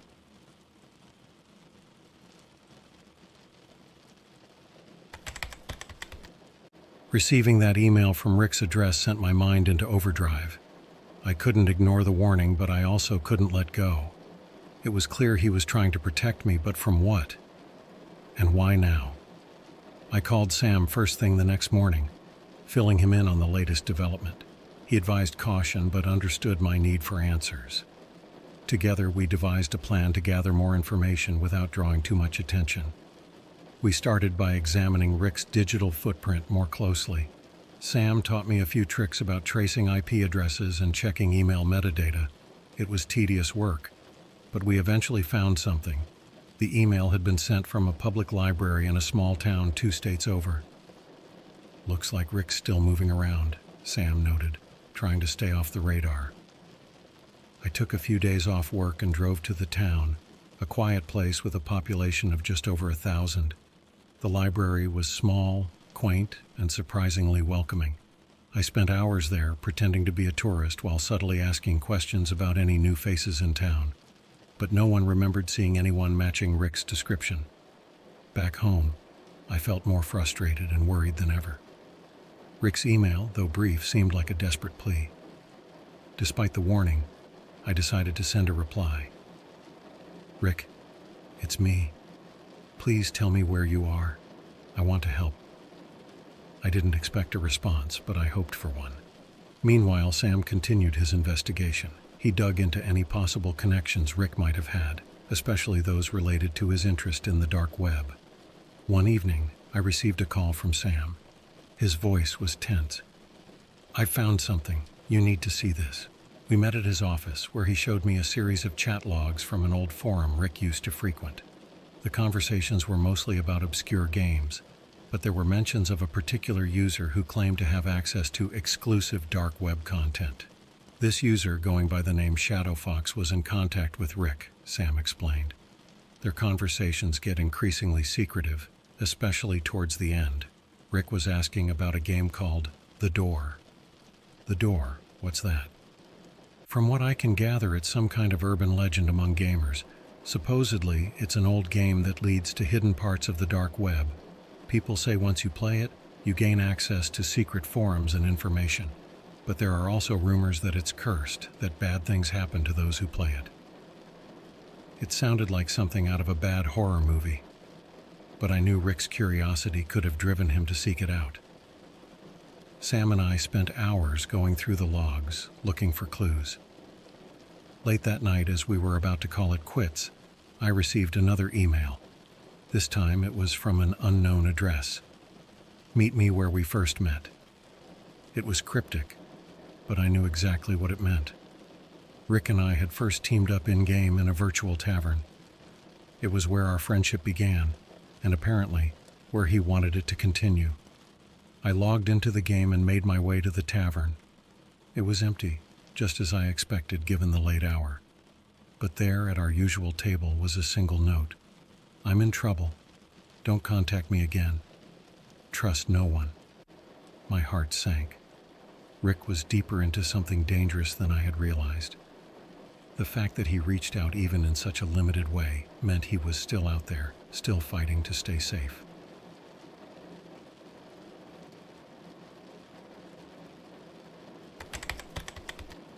The message left in the virtual tavern haunted me. Rick was in trouble, and the urgency of his words made it clear he was running out of time. I knew I needed to dig deeper, but Rick's warning, "Trust no one," echoed in my mind. Paranoia began to set in. Who could I trust if not even Rick felt safe? I spent the next few days trying to piece together any additional information. I kept a low profile, avoiding any unnecessary online activity and limiting my contact with Sam to secure channels. Despite the tension, I knew I had to keep pushing forward. One night, I was poring over the chat logs again when a new message popped up on my screen. It was from a user I didn't recognize. "If you want to find Rick, go to this address." Attached was a set of coordinates and a time, midnight. This felt like a trap, but I couldn't ignore it. I decided to go, but took precautions. I wore dark clothes and left my phone and any identifying items at home. The location was in an industrial part of town, a place I would normally avoid, especially at night. As I approached the coordinates, I noticed an old warehouse, its windows dark and broken. The place looked abandoned, but I could see a faint light coming from inside. My heart pounded in my chest as I carefully made my way in. The interior was just as desolate as the exterior. Rusted machinery and broken crates littered the floor, casting eerie shadows in the dim light. I followed the light to a small room at the back of the warehouse. The door was slightly ajar, and I could hear a faint humming noise coming from within. I pushed the door open, revealing a makeshift setup of old computer equipment and a single chair. On the screen was a live chat window, and as I stepped closer, a message appeared. "You shouldn't have come."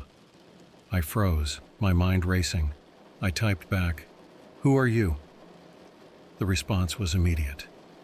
"Someone who can help, but you need to listen carefully." The screen flickered, and an image of Rick appeared, looking gaunt and tired. "This is Rick's last known location. He discovered something dangerous, something people don't want exposed. They've been tracking him ever since." I felt a chill run down my spine. What did he find? Evidence of a hidden network operating through the dark web, using old games as a cover. They're involved in illegal activities, probably. Rick stumbled onto it while looking for the door game. It was all starting to make sense now. Rick's curiosity had led him straight into the path of dangerous people. "Where is he now?" I typed.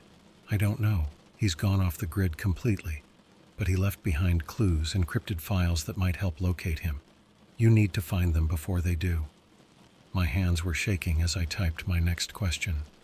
"Where are the files?" "Hidden in the game, in the place where you first met. Look for the symbol of a key."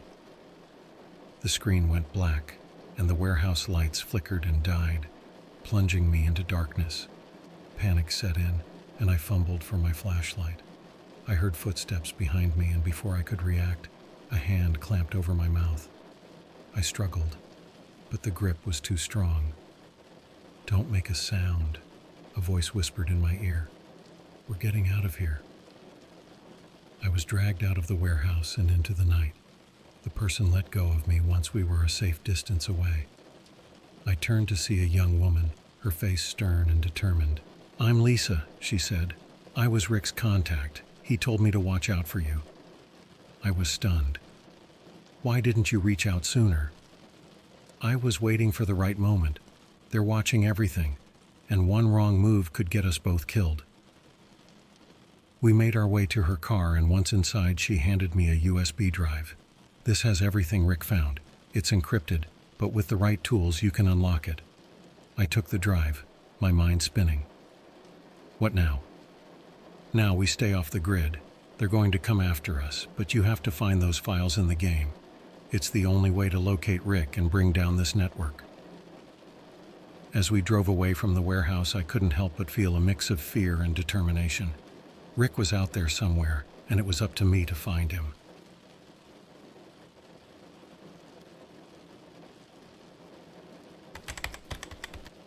The next few days were a blur of paranoia and planning. Lisa and I moved from place to place, staying in cheap motels and using cash for everything to avoid leaving a digital trail. The USB drive she gave me contained an encrypted trove of data that Rick had gathered, and I knew I had to decrypt it to find the final pieces of this puzzle. Late one night, holed up in yet another dingy motel, I finally managed to break through the encryption. The files revealed a tangled web of dark web activities, implicating several high-profile individuals and organizations. But among the data, I found something even more crucial: a series of coordinates and cryptic messages from Rick. The coordinates led to various locations in the game, each marked by the symbol of a key. Rick had hidden clues in the virtual world, knowing it was the only place where he might be able to communicate safely. I logged into the game, my hands trembling with anticipation. I returned to the tavern where Rick and I had first met. Sure enough, hidden in the corner was a small symbol of a key etched into the wooden floor. Clicking on it revealed a hidden message from Rick. "Seek the 3 keys to unlock the door." The first key was hidden in a dungeon we used to raid together. It was a place I knew well, but this time, it felt different. The usual monsters seemed more aggressive, and the atmosphere was unnervingly tense. After hours of searching, I found the first key hidden in a chest in the deepest part of the dungeon. The second key was in an abandoned castle, another favorite haunt of ours. Navigating the castle was like revisiting old memories, but each room felt colder, more sinister. The key was hidden in the library, beneath a dusty, forgotten book. The third key was the hardest to find. It was located in a hidden cave we had only discovered once during a rare event. I almost gave up hope, but finally, I found the key embedded in the wall of the cave, glinting ominously in the torchlight. With all three keys in my possession, I returned to the tavern. The keys unlocked a hidden door behind the bar, leading to a secret room. Inside was another computer screen, this one showing a live feed of Rick. He looked exhausted but alive. "Rick," I shouted into my headset. His eyes widened as he saw me. "You found it. You found me. Where are you? How can I get to you?" Rick's image flickered as he typed rapidly. "I'm in a safe house, but they're closing in. You need to expose what you found on that USB. It's the only way to stop them. How do I do that?" "There's a journalist I trust. Contact them and give them everything. They'll know what to do." The screen suddenly went black and a chilling voice echoed through my headset. "You shouldn't have done that." My computer shut down, and the room plunged into darkness. Panic surged through me as I grabbed my things and rushed out of the motel room, meeting Lisa in the car. "We need to move now," I yelled. We sped away, the weight of the USB drive feeling heavier in my pocket. I contacted the journalist Rick mentioned, explaining everything as best as I could. They agreed to meet us at a secure location. When we arrived, the journalist, an older woman with a steely gaze, took the drive from me. "This is big. It's going to shake things up, but it's the only way to keep you and Rick safe." Over the next few days, the information was released to the public. The network Rick had uncovered was exposed, leading to numerous arrests and investigations. It was a victory, but a bittersweet one. Rick was still out there, in hiding. Weeks later, I received a final message from Rick. It was brief but reassuring. "I'm safe. Thank you for everything. Stay vigilant." The nightmare was over, but the memories lingered. I returned to gaming, but it was never quite the same. Every time I logged in, I hoped to see Rick's username pop up to hear his voice again. But I knew he was out there, living in the shadows, always one step ahead of those who would silence him. I never stopped looking, never stopped hoping, because that's what friends do. They never give up on each other, no matter how dark the path may become.